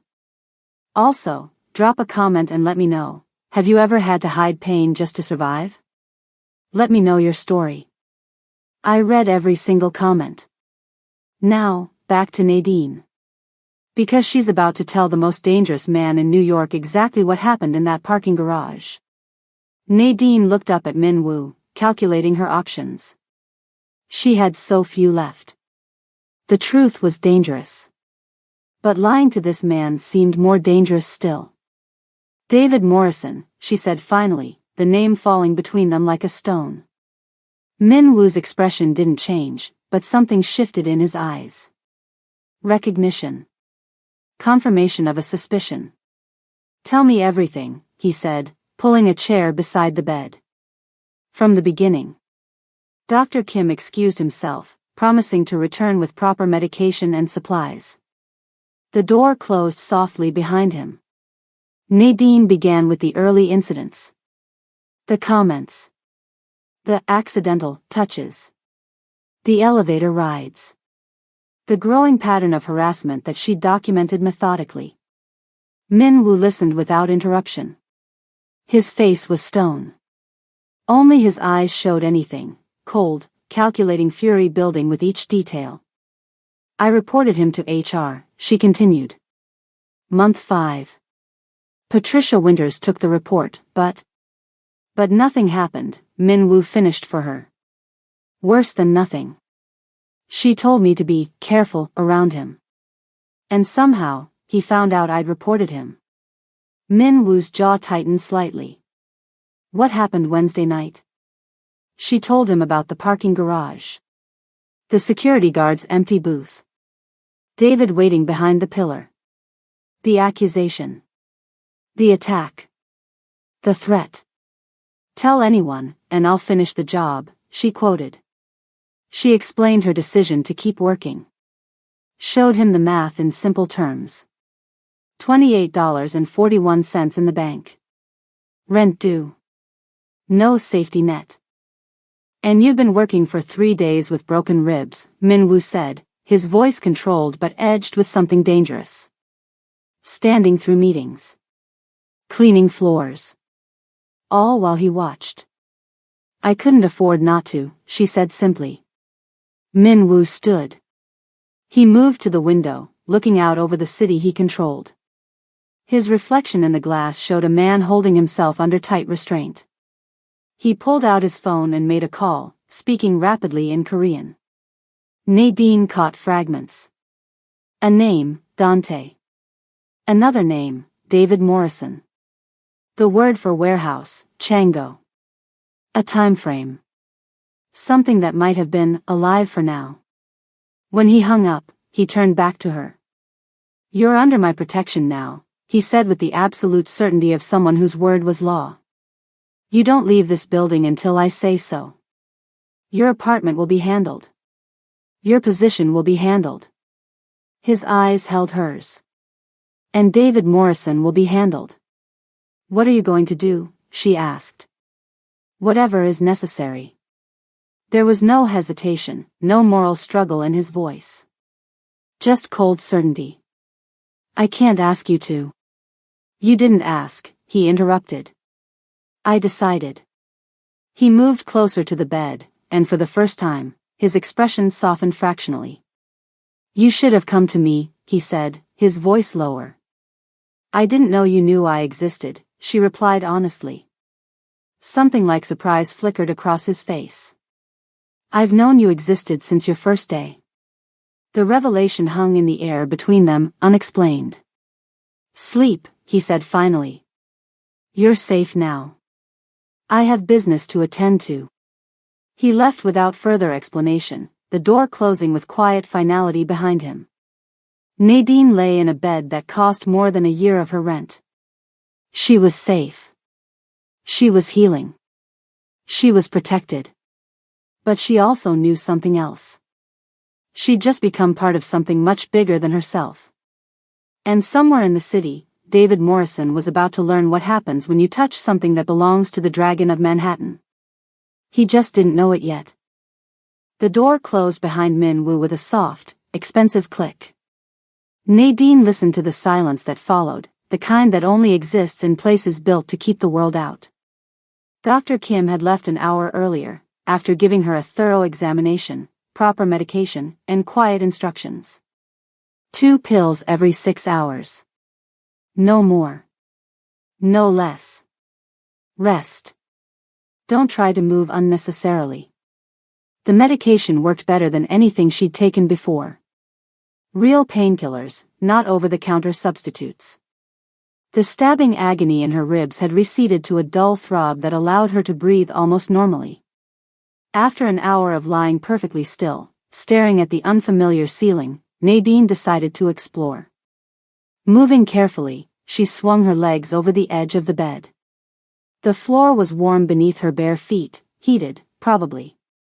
Another luxury she'd never experienced. The bedroom opened to a hallway lined with artwork. Not corporate prints, but actual paintings. Landscapes. Modern abstracts. A traditional Korean ink drawing of mountains and water. The living area beyond was surprisingly normal. Expensive, yes, the furniture was clearly custom, the technology seamlessly integrated into the space. But it was lived in. Books stacked on side tables. A half-empty coffee mug on the kitchen counter. A jacket thrown over the back of a chair. Nadine moved to the bookshelf. Finance texts, expected. Business strategy, also expected. But then, Korean poetry. Philosophy. History. Several economics books she recognized from her graduate studies. Novels in both Korean and English. She picked up one, The Great Gatsby, and found notes in the margins. Handwritten observations in precise English. Thoughts about American wealth, appearance versus reality. Surprisingly thoughtful. On another shelf, family photographs. The same one from his office, grandparents, 2 boys. But others, too. A younger Min Woo in a university sweatshirt. Min Woo with an older man who shared his features, standing beside a shipping container with the Hanjin logo. Min Woo at what appeared to be a family dinner, surrounded by relatives, smiling in a way she'd never seen. Human moments. Real moments. Not just a monster, A person. It was somehow more unsettling than if she'd found weapons or evidence of criminality. On the nightstand by the bed, a note. Handwritten in black ink, the letters precise and controlled. Take the medication. Eat what's in the kitchen. Don't leave. I'll be back by midnight. MJ. She read it 3 times. The initials caught her attention. Not ML for Min Lee or LM for Lee Min Woo. Just MJ. As if he were a different person in private than in public. By 7 p.m., Nadine had eaten her first real meal in days. The kitchen was stocked with prepared containers, Korean food, restaurant quality. She heated something that looked like soup, found it was soft rice porridge with ginger and vegetables. Easy on the stomach. Healing food. By 8:30, she had showered carefully, using the massive bathroom with its rain shower and heated floors. Her bruises looked less angry under the warm water, though the damage remained clearly visible. By 9:15, she was back in bed, pain medication making her drowsy. For the first time in 3 days, she slept deeply, without the constant interruption of pain. She woke at 10:30 p.m., disoriented in the unfamiliar space. The city light sparkled through the floor-to-ceiling windows, reminding her where she was. Min Woo's suite. 53rd floor. Safe. Her phone buzzed on the nightstand. 10:47 p.m. Unknown number, this is Dante. Boss wanted you to know, David Morrison has been dealt with. He'll live. But he won't work again. His uncle is off the board. The HR manager has been terminated. Rest. Boss will be back soon. Nadine stared at the message, reading it multiple times, processing the implications. Less than 12 hours. That's all it had taken for Min Woo to dismantle David Morrison's entire life. His career. His family protection. The system that had enabled him. She should have been horrified by the display of power, by whatever dealt with meant. Instead, she felt a dark satisfaction that scared her a little. The elevator chimed softly at 11:52 p.m. Nadine was in the living area, reading one of Min Woo's books, a collection of essays on market theory. She couldn't sleep after the text message, her mind too active despite the medication. The doors opened silently. Min Woo stepped into the suite. He looked different than he had earlier. His suit jacket was gone. His white shirt had the sleeves rolled up, revealing more of the tattoos that covered his forearms, dragons, traditional Korean symbols, patterns she couldn't identify. His hair was slightly disheveled, as if he'd run his hands through it repeatedly. And on his knuckles, blood. Not much, just traces. Like he'd tried to clean up but missed spots. Their eyes met across the room. Neither spoke for a moment. Min Woo walked to the kitchen sink without a word. He turned on the water and began washing his hands methodically. Soap. Water. Careful attention to each finger, each knuckle. Nadine watched as the water ran pink, then clear. He dried his hands on a dish towel, his movements precise, almost ritualistic. You should be resting, he said finally, not turning around. I was hungry. She placed the book on the coffee table. Good. You need to eat. He turned to face her, leaning against the counter. Dr. Kim says you're significantly underweight. Nadine didn't respond to that. Instead, she asked the question that had been burning since the text message. Did you hurt him? Min Woo's expression didn't change. Yes. Badly? Yes. There was a long pause. Nadine processed this, searching her feelings for the appropriate response. The expected horror or disgust didn't come. Good, she said finally. Something flickered in Min Woo's eyes, surprise, interest. He studied her more carefully. You're not going to tell me violence isn't the answer? He asked. Would it matter if I did? No. Then why would I waste my breath? The corner of his mouth twitched, almost a smile.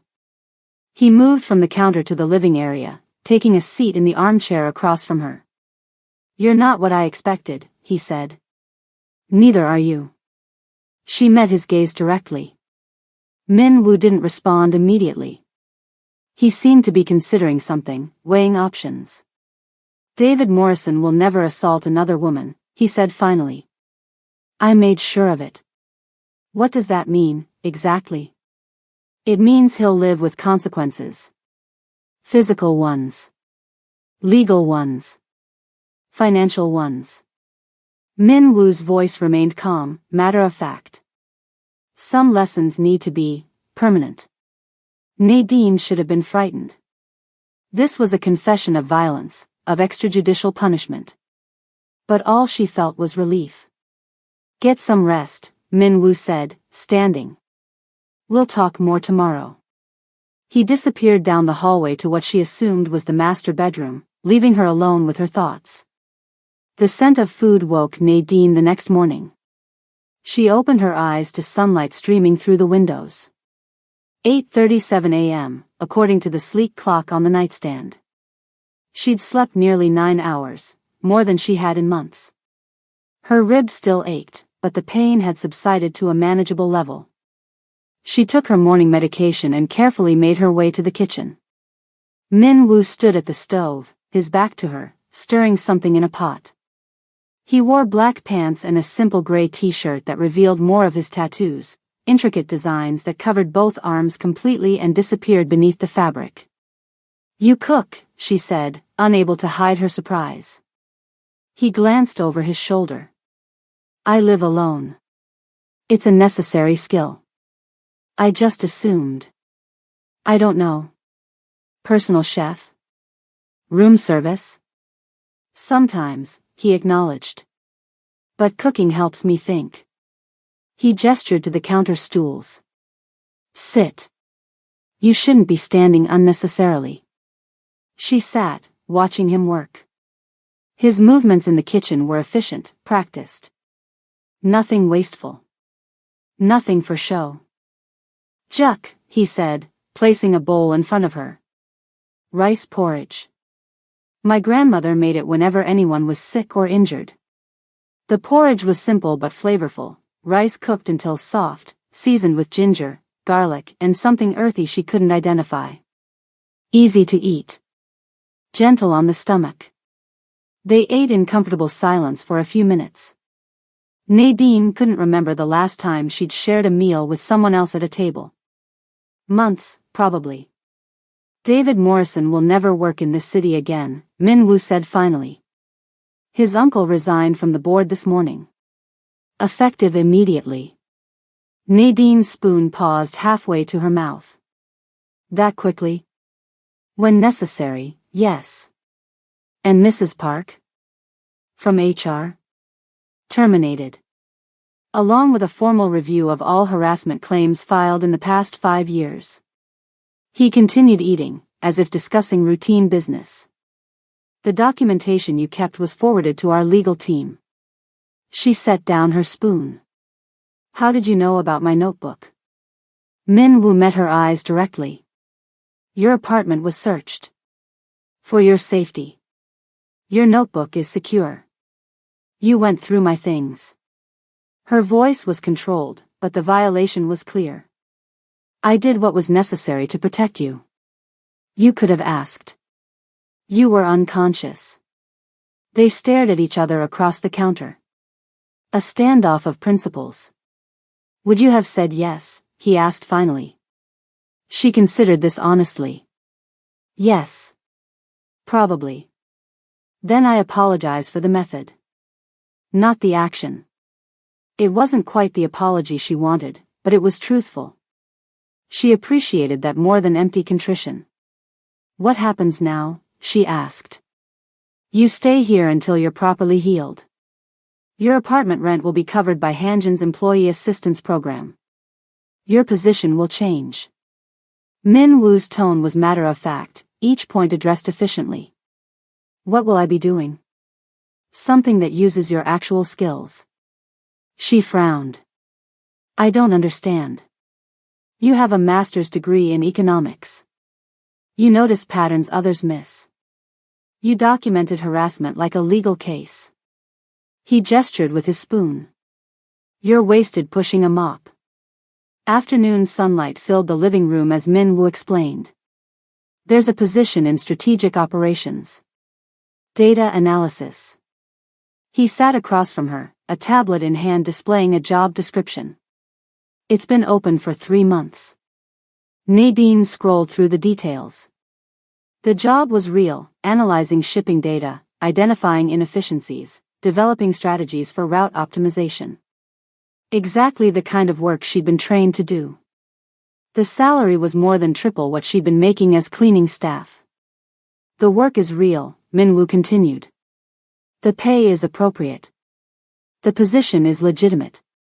She looked up from the tablet. Why? Why what?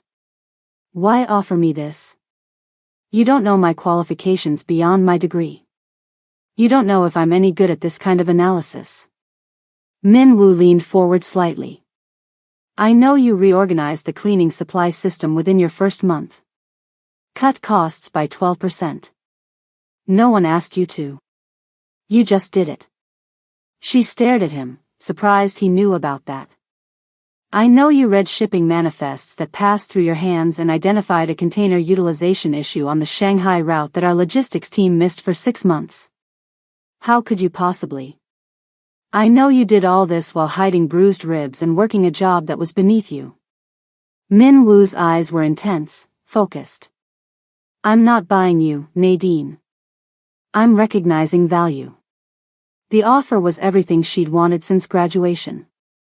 A real job. Using her education. Financial stability. But she hesitated. If I take this, people will talk. People always talk. They'll say I slept my way into it. They can say what they want. You and I will know the truth. And what is the truth? She asked, watching him carefully. The truth is that you're brilliant, you're wasted, and I need someone who sees what you see. The words hung between them. Not flattery. An assessment. Cold and accurate. I won't be owned, she said finally. I don't want to own you. I want to work with you. And if I want to leave? Then you leave. No consequences. No threats. Why should I believe that? Min Woo's expression was steady. Because I've never lied to you. It was true, she realized. Frightening in its accuracy. He hadn't lied. He'd been brutal, honest, direct, but never dishonest. I need time to think, she said. Take all the time you need.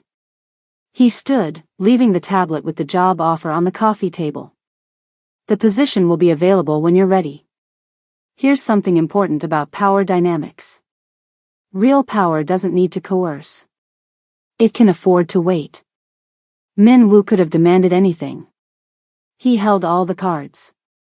He'd protected her, housed her, destroyed her enemy. Instead, he gave her a choice. A real one. With real options. That's the difference between a man who takes power and a man who understands it. Nadine was starting to understand the difference, too.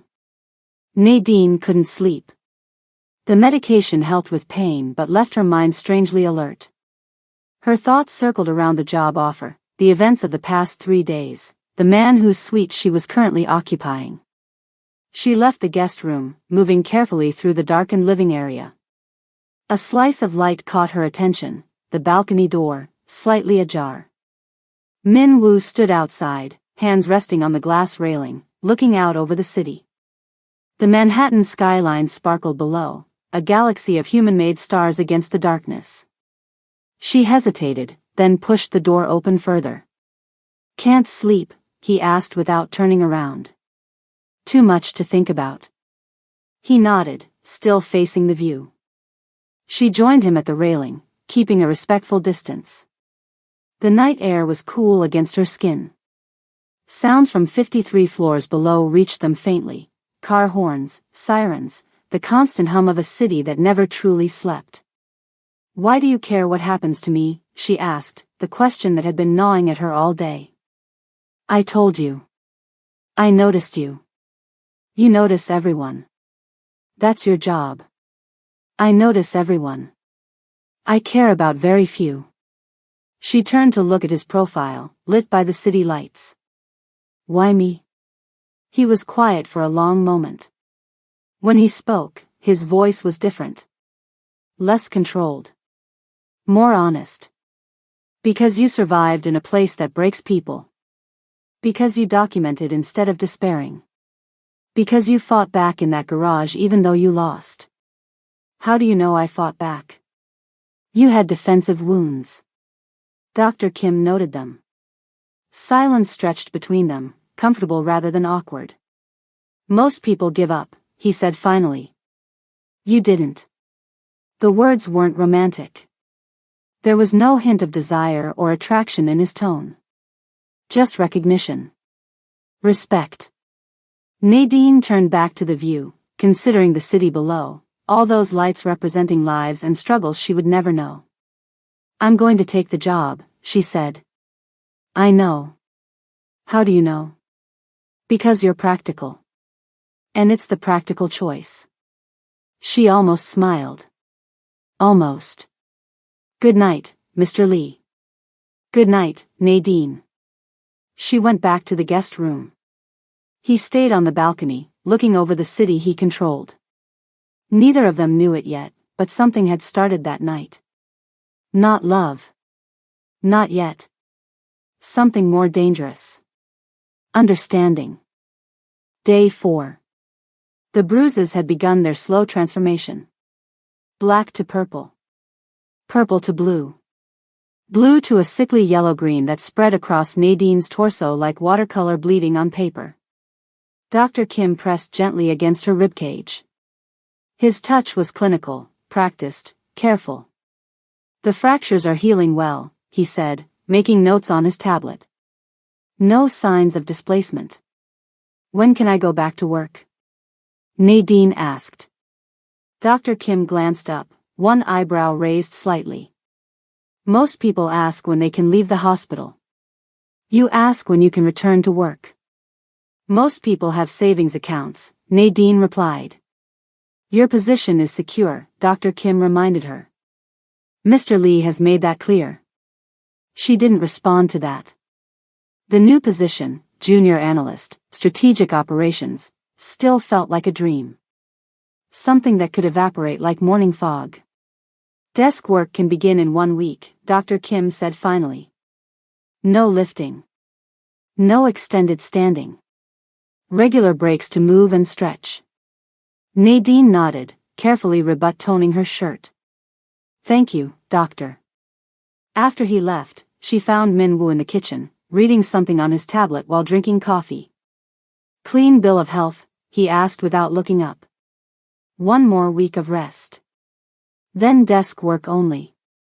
He nodded, still focused on whatever he was reading. "The paperwork for your position transfer is ready. You can sign it whenever you feel up to it." "I'll sign it now." That made him look up. Something like approval flickered across his face before his expression returned to its usual calm. He pushed a folder across the counter toward her. Nadine opened it, scanning the documents inside. Employment contract. Benefits package. Confidentiality agreement. Her new title printed in clean, official type: Nadine Usher, Junior Analyst, Strategic Operations. Salary, $85,000 per year. She kept her face neutral, but her heart raced. More than triple her cleaning wages. Enough to actually live instead of just survive. "You'll be on floor 48, Min Woo said as she signed. Not executive level, but close. Small office, private, window. "People will talk," she said, not looking up from the paperwork. "They already are." Of course they were. The cleaning lady who collapsed into the CEO's arms. The mysterious promotion that followed. The fact that she hadn't been seen for days. She could imagine the theories. Affair. Blackmail. Scandal. How do I handle it? She asked, signing the last page. Competence silences rumors, Min Woo replied. Give them nothing to work with. Nadine closed the folder, sliding it back to him. Is that how you handle gossip? No. The corner of his mouth twitched. I handle gossip by being more frightening than whatever they could say about me. That's not an option for me. You'd be surprised. He took the folder. Your things have been brought from your apartment. What you need immediately. The rest is being stored. I should go back to my place soon, she said.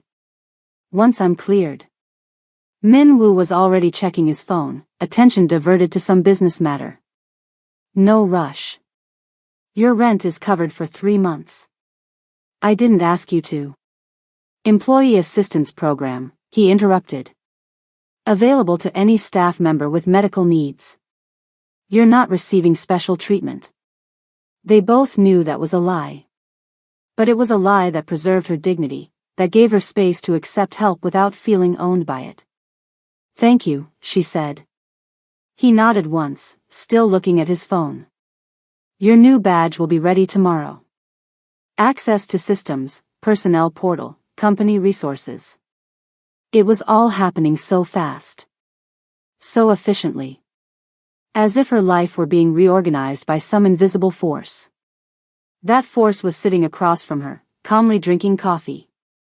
By day 8, they had developed a routine. Nadine woke at 6:30, showered, dressed in the new clothes she'd ordered online, simple, professional, affordable despite Min Woo's offer to take care of it. She made coffee, setting out 2 mugs on the kitchen counter. Min Woo emerged from the master bedroom at precisely 7:15, already dressed in whatever suit he'd selected for the day. He poured coffee for both of them. They didn't speak much in the mornings, just existed in the same space, preparing for their separate days. Except Min Woo wasn't going to the office. Not every day. He was working from the suite. For her. Because of her. He never said it directly, but she knew. She would hear him on calls throughout the day. Sometimes in English, sometimes in Korean, occasionally switching between the two mid-conversation. His voice changed depending on who he was speaking to. With business associates, he was cool, direct, uncompromising. With people who seemed to be friends or family, his tone softened, became more natural. She learned to gauge his mood by the rhythm of his footsteps as he paced during difficult conversations. Quick, sharp steps meant irritation.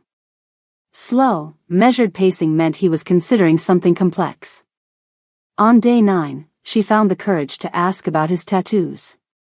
Traditional, she asked over dinner, gesturing to the intricate patterns visible on his forearms where he'd rolled up his sleeves. He glanced at his own skin as if seeing it for the first time. Some. The dragon is traditional, it was my grandfather's symbol in Seoul. The others, personal. When did you start getting them? 22. When my father died. He served more of the bulgogi he'd prepared. Heart attack. Sudden. I had to take over the company. You were very young. Too young, he agreed. I made mistakes. What kind of mistakes? His eyes met hers. The kind that can't be undone. She understood the boundary. Respected it. Changed the subject. Tell me about your thesis, he said later as they sat in the living room. Economic pattern recognition in emerging markets, correct? Nadine looked up from her book, surprised. You read my thesis? The abstract. I found it in the Howard University Digital Archives. You researched me. Of course. He said it without apology or embarrassment. I research everyone who interests me. And I interest you. Clearly. He gestured to the space around them. I don't invite many cleaning staff to recover in my home. She should have been offended. Instead, she found herself explaining her thesis. The patterns she'd identified in developing economies. The predictive models she'd created. The implications for investment strategies. Min Woo listened, really listened, asking questions that showed he understood the concepts, challenging certain assumptions, offering insights from his own experience. "You should have been hired for your brain years ago," he said when she finished. "The job market didn't agree. The job market is stupid." She almost smiled at that. On day 10, she finally asked the question that had been hovering between them. "What exactly is Hanjin?" "Really?" They were eating dinner, a Korean stew he prepared that filled the kitchen with rich, spicy aromas. His chopsticks paused halfway to his mouth. He set them down carefully. "A logistics company with additional interests." "Illegal interests?" His eyes met hers, steady and unflinching. "I won't lie to you. But I also won't burden you with details." "Is it dangerous? Being around you?" "Not if you're under my protection." "And if I'm not?" "You are." His voice was calm but absolute. "That's not changing." She nodded slowly, accepting this for now. Not pressing further. Some questions were better left in the space between what was said and what was understood.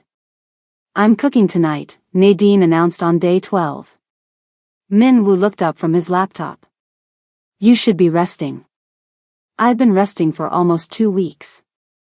I can stand long enough to make dinner." She was already moving around the kitchen, opening cabinets.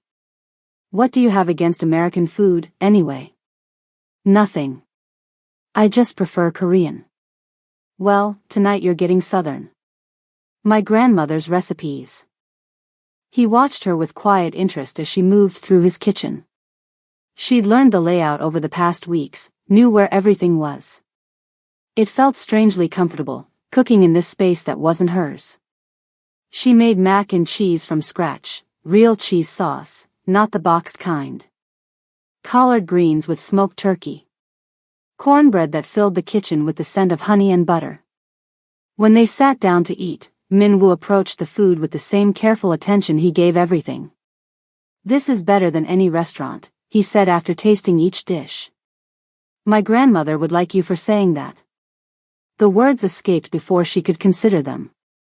Too familiar. Too personal. But Min Woo just nodded. "Tell me about her." "She raised me while my mom worked. Taught me to cook, to iron properly, to speak to adults, to stand up straight." Nadine smiled at the memory. "She passed when I was 16. And your mother?" "Still in Baltimore. Works at Johns Hopkins Hospital. Administrative." "You haven't called her." It wasn't a question. "And tell her what?" Nadine asked. "Hi Mom, I'm living with a billionaire CEO after I was attacked at work. Tell her you're safe." That's all she'd want to know. The simplicity of the statement struck her. Of course that's what her mother would want to know. Not the details. Just that her daughter was okay. "You close with your family?" she asked, redirecting. Min Woo's expression remained neutral. "My mother lives in Seoul. We speak monthly. My brother is in London. Business school." "You're protective of him." His eyebrow raised slightly. "Why do you say that?" "Your voice changes when you mention him." Softer. Min Woo considered this. "Gene is different from me. Less hardened. I'd like him to stay that way." "You want to protect him from the family business?" "Parts of it." He didn't elaborate. Didn't need to. The next day, Nadine called her mother. "Baby girl." I was starting to worry. 3 weeks and barely a text. "I'm sorry, Mama. Things have been complicated." "Complicated how?"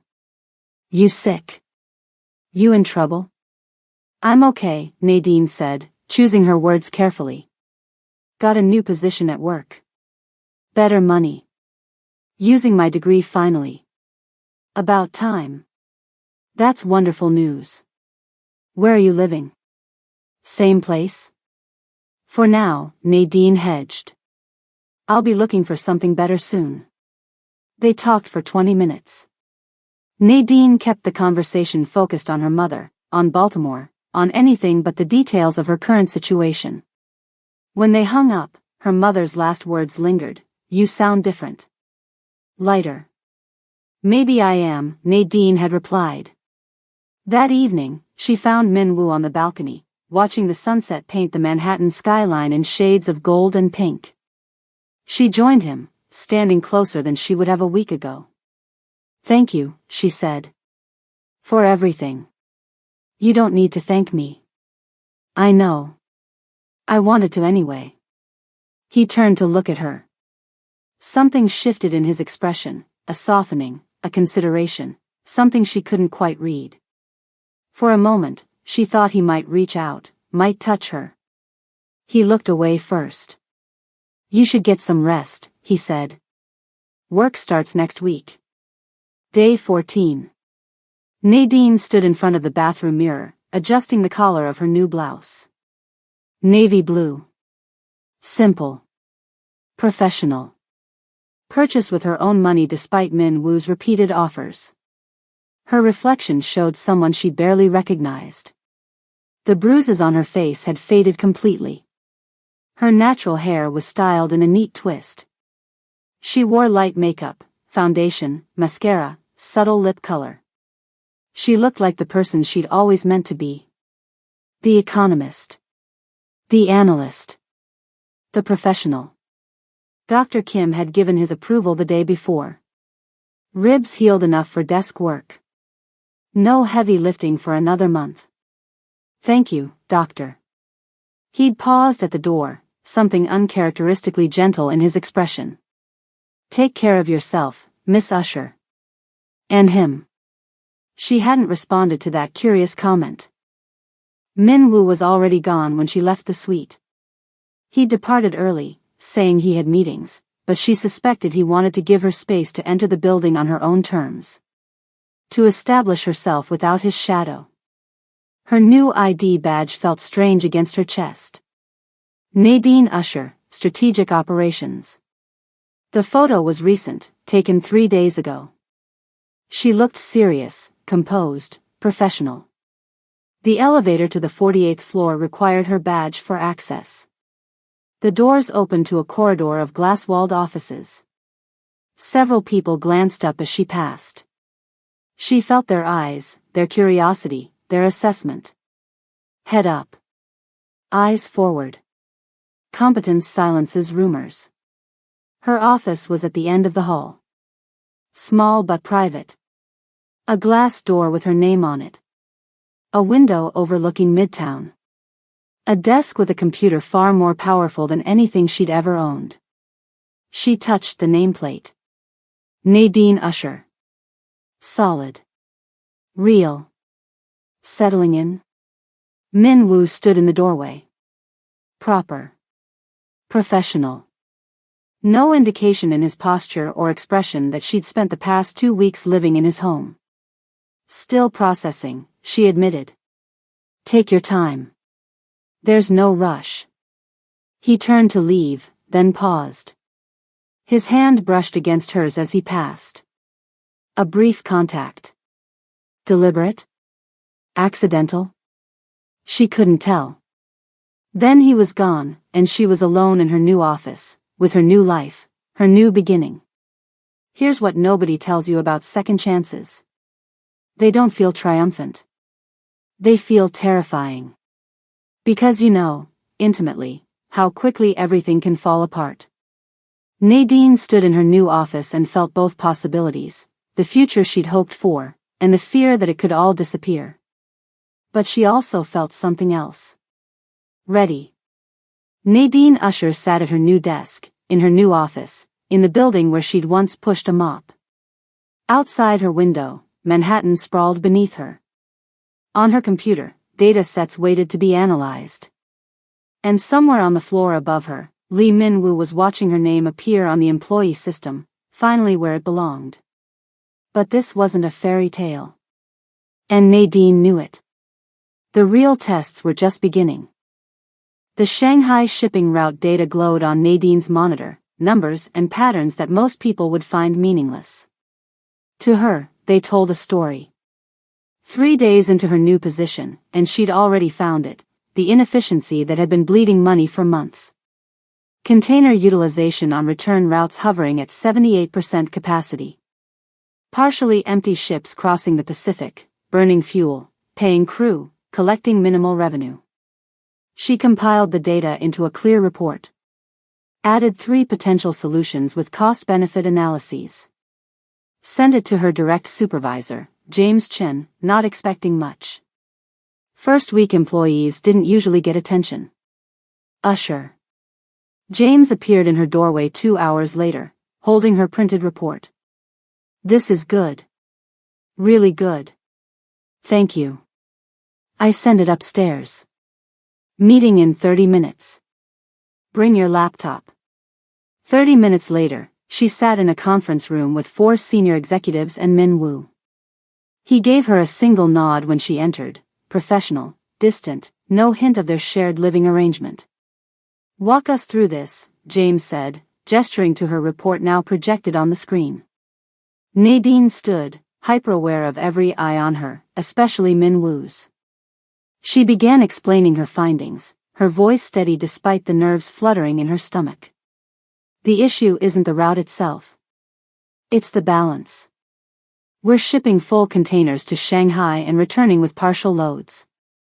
If we implement secondary pickups at Busan or Yokohama on the return routes, we can increase utilization to at least 93%. She showed her calculations. The potential savings, $218,000 monthly. $2.6 million annually. When she finished, the room was quiet. She could feel the assessment, the recalculation happening behind their eyes. Implementation timeline, asked the operations director. 2 weeks for pilot. Full implementation in 6 if the pilot succeeds. Min Woo spoke for the first time. Do it.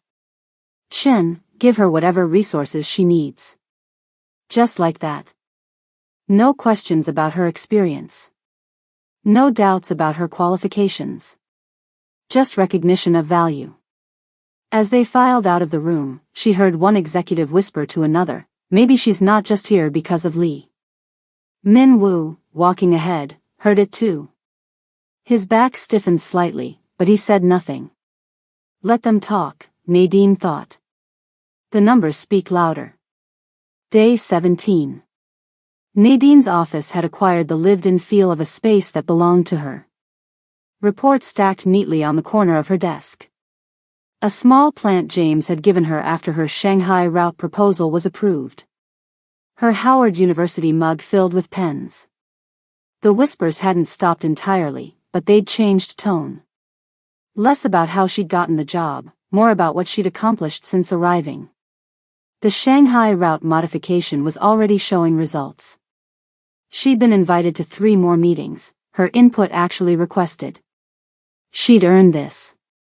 Not because of Min Woo's protection. Because she was good. Their professional interactions remained strictly appropriate. Brief meetings about her analyses. Formal emails copied to relevant team members. In the office, he treated her like any other employee, which was exactly what she wanted. Proof that he respected her independence, her competence, her boundaries.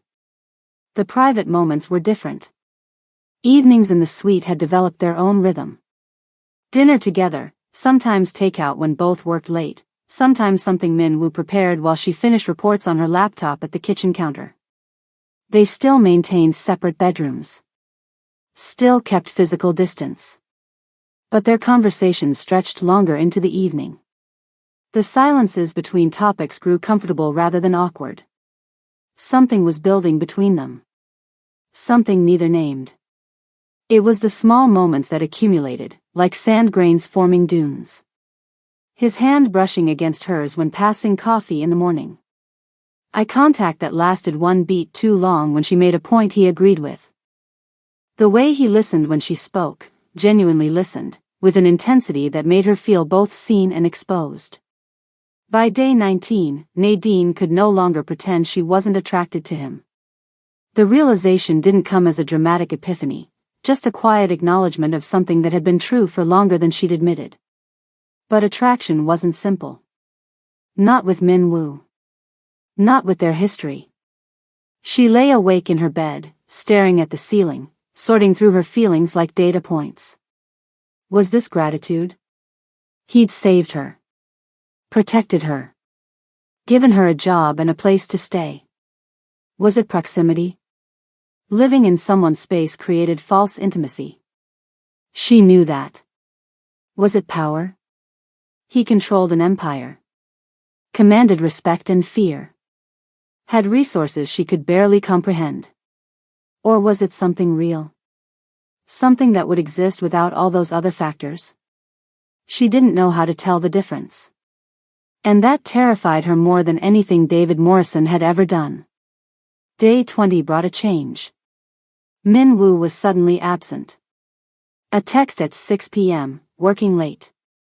Don't wait for dinner. The suite felt strangely empty without him. She ate alone, worked on her laptop, went to bed early. Day 21, another late night. Another brief, professional text. No explanation. Something had shifted, and she didn't understand what or why. She left the office at 7 p.m., crossing the lobby toward the private elevator that would take her to the suite. A familiar figure stepped into her path. Miss Usher. Dante, Min Woo's right-hand man. The one who had dealt with David Morrison. Tall, Korean-American, impeccably dressed, with eyes that missed nothing. Dante, she acknowledged. Is there something I can help you with? Just checking that everything is satisfactory with your new position. They both knew that wasn't why he'd approached her. It's fine, she said. Is he coming home tonight? Dante's expression remained neutral. He's been in a mood. I noticed. Dante studied her for a moment. Then, with a slight shift in posture that suggested something more personal, he said, he's not good at wanting things he thinks he shouldn't have. The statement hung in the air between them. Just thought you should know, Dante added, then walked away. Nadine stood in the lobby, processing his words. Min Woo wasn't avoiding work. He was avoiding her. Because he wanted her. And thought he shouldn't. The revelation clicked other pieces into place, his careful distance, his respect for boundaries, his hesitation. He thought she would feel obligated. Trapped. Unable to say no to the man who held so much power in her life. By trying to protect her, he was taking away her choice. He was on the balcony when she returned to the suite. His usual spot. Looking out over the city he controlled, hands in his pockets, back straight. She joined him, standing close enough that he had to acknowledge her presence. You've been avoiding me, she said. I've been busy. You've been avoiding me. Silence stretched between them. The city hummed below, a constant backdrop of life and motion. I don't want to be something you feel obligated toward, he said finally, still looking at the skyline. Obligated? I saved you. I gave you a job. I'm housing you. His jaw tightened. The power imbalance is, it's not fair to you. She processed this, the confirmation of what Dante had implied. So you're pulling away because you think I'd say yes out of gratitude? Wouldn't you? The question hung between them, honest and painful. Nadine turned to face him directly, waiting until he met her eyes. Let me tell you something about myself, she said. I've been making survival decisions since I was 18. I know the difference between what I have to do and what I want to do. His expression remained guarded, unreadable. If I didn't want to be here, I wouldn't be here, she continued. If I didn't want you. She stopped, the words catching in her throat. The air between them felt charged, electric. You don't get to decide my feelings for me, she said. That's not protection. That's control. Something shifted in his eyes. A recognition. A realization. What do you want, Nadine? His voice was quiet, careful. The question was so direct, so honest, that it took her breath for a moment. I want you to stop treating me like I'm too fragile to choose, she said finally.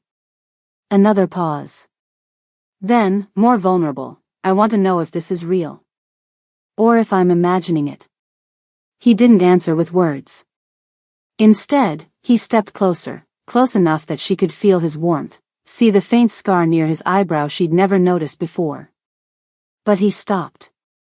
Still maintaining that last inch of distance.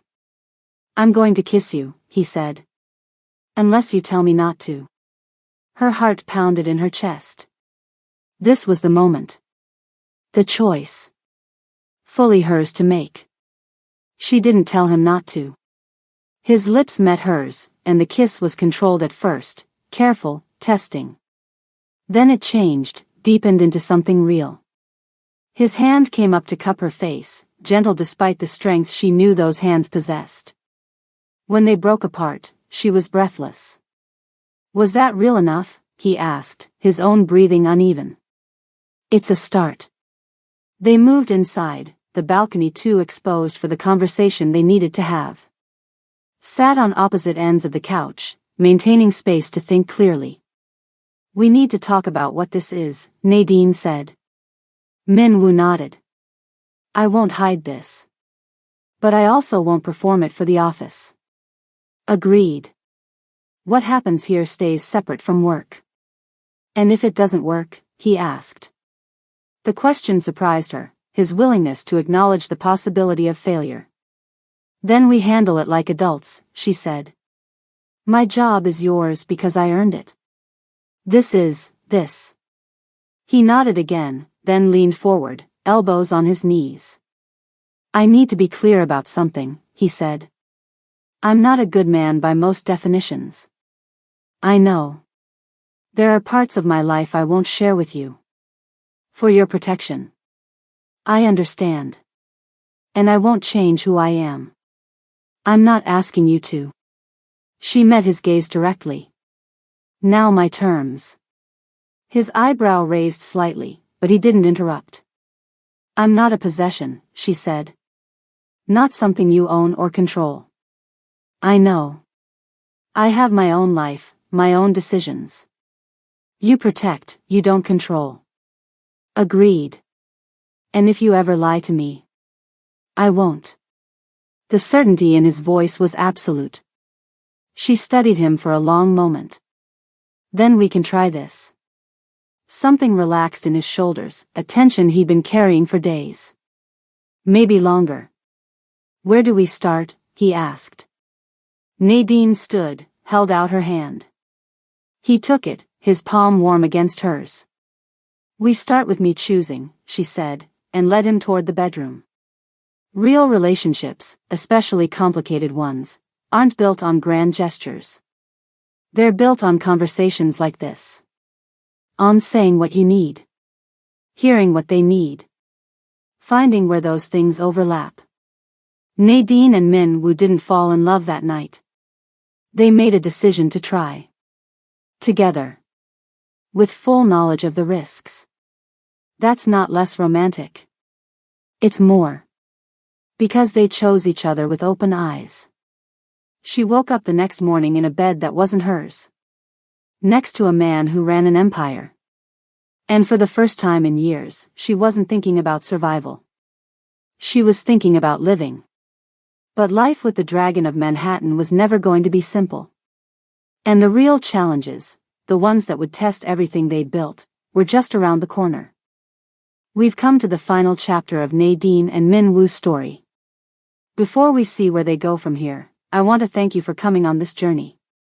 Stories like this matter because they reflect real experiences many face in workplaces around the world. They remind us that systems fail, people survive, and sometimes justice comes from unexpected places. If you found meaning in this story, if it's helped you recognize patterns in your own life, or if you simply want to support more stories like this, please subscribe. The conference room fell silent when Nadine finished speaking. 8 executives, 3 department heads, and the entire strategic operations team sat around the massive table, staring at the projection screen where her analysis hung in clean, undeniable charts. To summarize, she said, clicking to the final slide, implementing these changes would increase efficiency by 21%, reduce costs by $4.3 million annually, and open 3 new revenue streams within the Asian corridor. She stood steady, confident, professional in a charcoal suit she'd bought with her first full paycheck. Her hands didn't shake. Her voice didn't waver. This wasn't the woman who'd collapsed 3 months ago. This wasn't even the woman who'd taken the analyst position 1 month ago. This was Nadine Usher as she was meant to be. Questions, she asked. Several hands went up. She called on them one by one, answering with precision, acknowledging limitations, defending her methodology. From the head of the table, Minwoo watched without expression. Just another CEO evaluating a presentation. No one looking at him would know that he'd kissed her goodbye that morning before leaving for an early meeting. No one would guess that the diamond earrings she wore had been a gift celebrating her first month in the position. When the questions finished, he spoke for the first time. Implementation timeline? 6 weeks, she replied. With a pilot program starting in 2. He nodded once. Make it happen. The meeting adjourned. People filed out, several stopping to compliment her presentation. James Chen, her supervisor, looked slightly stunned. When I hired you, I didn't expect this level of work for at least a year, he admitted. I've been analyzing shipping data since my thesis, she replied. It's just applied economics. Minwoo was the last to leave, pausing at the door as others disappeared down the hallway. Dinner tonight, he said quietly. 8 o'clock. I have meetings until then. She nodded, maintaining professional distance. I have work to finish anyway. The corner of his mouth twitched, almost a smile. Then he was gone, the CEO again, striding down the hallway toward his next obligation. Nadine gathered her materials, satisfaction warming her chest. 1 month. 1 month since she'd chosen him, since they'd crossed the line from protector and protected to something more complex and real. 1 month of proving herself at work while building something private at home. 1 month of learning that she could be both, Nadine the analyst and Nadine the woman who shared the dragon's bed. She'd never felt more herself. Something arrived for you today, Minwoo said over dinner. They sat at the dining table in the suite, the Manhattan skyline glittering beyond the windows. Korean takeout from his favorite restaurant, eaten from the containers rather than plates. One of their small rebellions against formality. Work-related, she asked. No. He handed her an envelope. Personal. She opened it, finding an embossed card inside. Howard University. The economics department's annual alumni dinner. How did they find me? I haven't updated my address. I may have made a donation, Minwoo said, focusing on his food. In your name. She looked up sharply. You what? They needed a new computer lab. It seemed like a worthy cause. Minwoo. Her voice conveyed exactly what she thought about this. He set down his chopsticks, meeting her gaze. I didn't use your name without permission. The donation was anonymous. But I did update your contact information in their alumni database. Why? Because you earned that degree, he said simply. You should maintain the connection. Network. Be recognized. She studied him, this contradiction of a man. Ruthless in business, thoughtful in private. Capable of violence, capable of surprising kindness. Thank you, she said finally. But next time, ask first. Noted. He returned to his food. Will you attend? I don't know. It's in Washington next month. You should go, he said. Your work can spare you for a weekend. Would you come with me? The question hung between them. They hadn't traveled together. Hadn't been a couple outside the controlled environments of the suite and occasional private dinners in Manhattan restaurants. "If you want me there," he said carefully. "I do." He nodded once, decision made. "Then we'll go." Later, as they stood on the balcony watching the city, she asked the question that had been on her mind. "What did you do with David Morrison?" Min Woo didn't pretend to misunderstand. "Are you sure you want to know?" "Yes." He was quiet for a moment, considering how much to tell her. They'd established boundaries early. Parts of his business remained separate from her, for her protection and peace of mind. "Physical consequences," he said finally. "Enough that he'll never work in this industry again. Financial penalties. His family connections severed." "Did you kill him?" "No." His voice was even. "Death would be quick. What I arranged will last his lifetime." She should have been horrified. Instead, she felt a complex satisfaction that justice had been served, even if outside traditional systems. "And the HR changes you mentioned?" "Implemented," he said. "External reporting system. Anonymous. Patricia Winters has been replaced with someone who actually cares about employee safety." "Good." Min Woo turned to her, studying her face in the city light. "Does it bother you?" "What I did?" "No," she said truthfully. "What bothers me is that it was necessary. That the system failed so completely that this was the only way to get justice." He nodded, understanding. "That's why I hired you," he said. "To fix broken systems? To see them clearly. Most people don't." She leaned against the railing, looking out at the city. "The systems aren't just broken. They're designed to fail certain people." "Yes," he agreed. "But designs can be changed." The text arrived 3 days later. Nadine was in a meeting when her phone vibrated. She glanced down, saw Dante's name, and felt a chill. "This meeting is over," she said, standing abruptly. Her tone brooked no argument. In the hallway, she opened the message. "Boss in hospital. Mount Sinai. Room 1142. Secure. Come now." The world narrowed to a tunnel. She moved on autopilot. Elevator.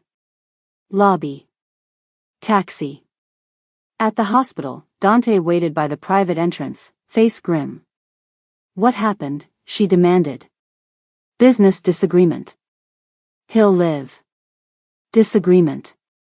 The word was hollow. "With whom?" "You don't need that information." "Don't tell me what I need," she snapped, surprising both of them with her ferocity. "What happened?" Dante assessed her, then nodded slightly. "Russian shipping interests. Territorial dispute.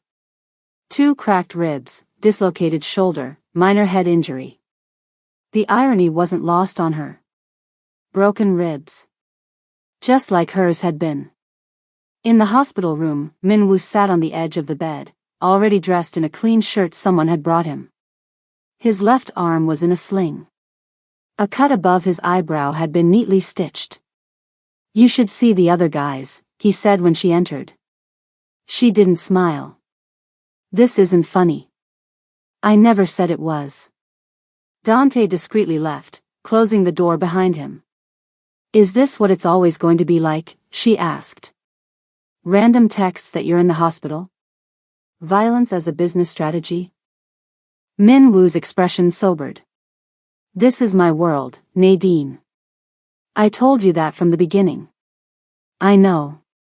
She moved closer, carefully touching his uninjured arm. "But knowing it and seeing it are different. If you want to walk away." "I don't," she interrupted. "But I need to understand what I'm walking into. Fully." He studied her face. "What are you asking?" "No more protected spaces," she said. "I want to know everything. The legitimate business, the other business, all of it." I can't make informed choices with partial information.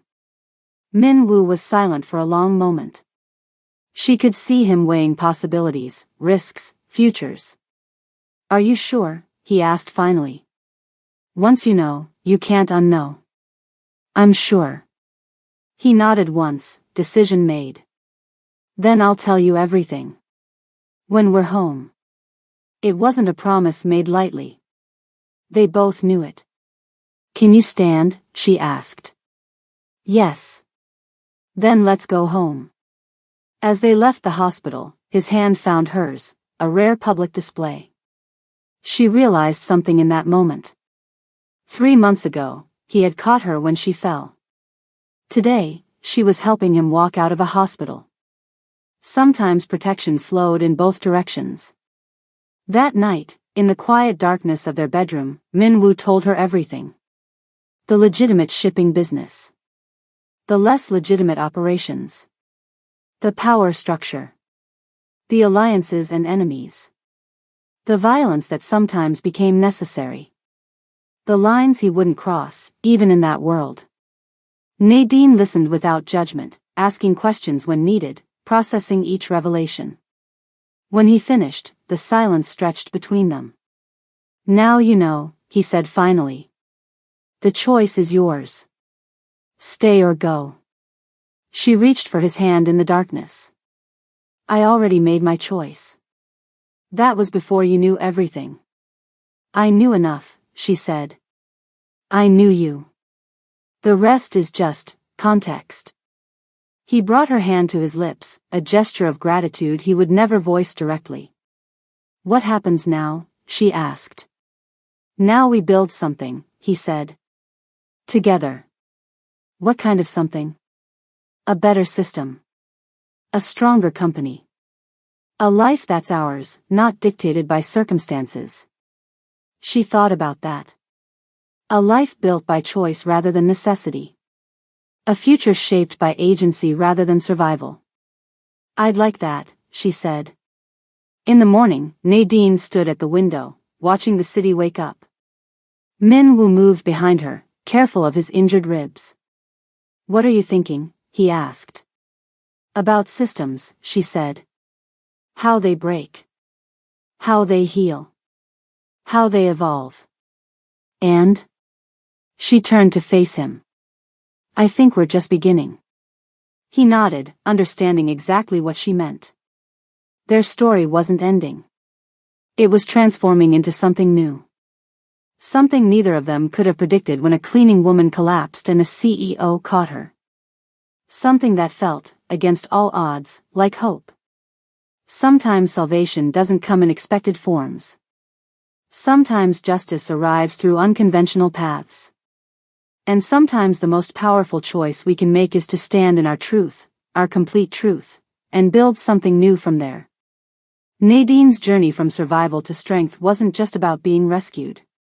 It was about finding her voice, claiming her space, and choosing a future that honored all parts of herself. Min Woo's evolution wasn't about changing who he was, but about allowing someone to see him completely and choose him anyway. Their story continues beyond these pages. In your imagination. In the possibilities they represent. In the reminder that systems may fail, but people can rise. Thank you for watching this story unfold. If it spoke to you in any way, please subscribe and share your thoughts in the comments below. Where are you watching from? What part of this story resonated with you most? Because stories like these matter. They remind us that broken doesn't mean finished. Sometimes, broken is just the beginning.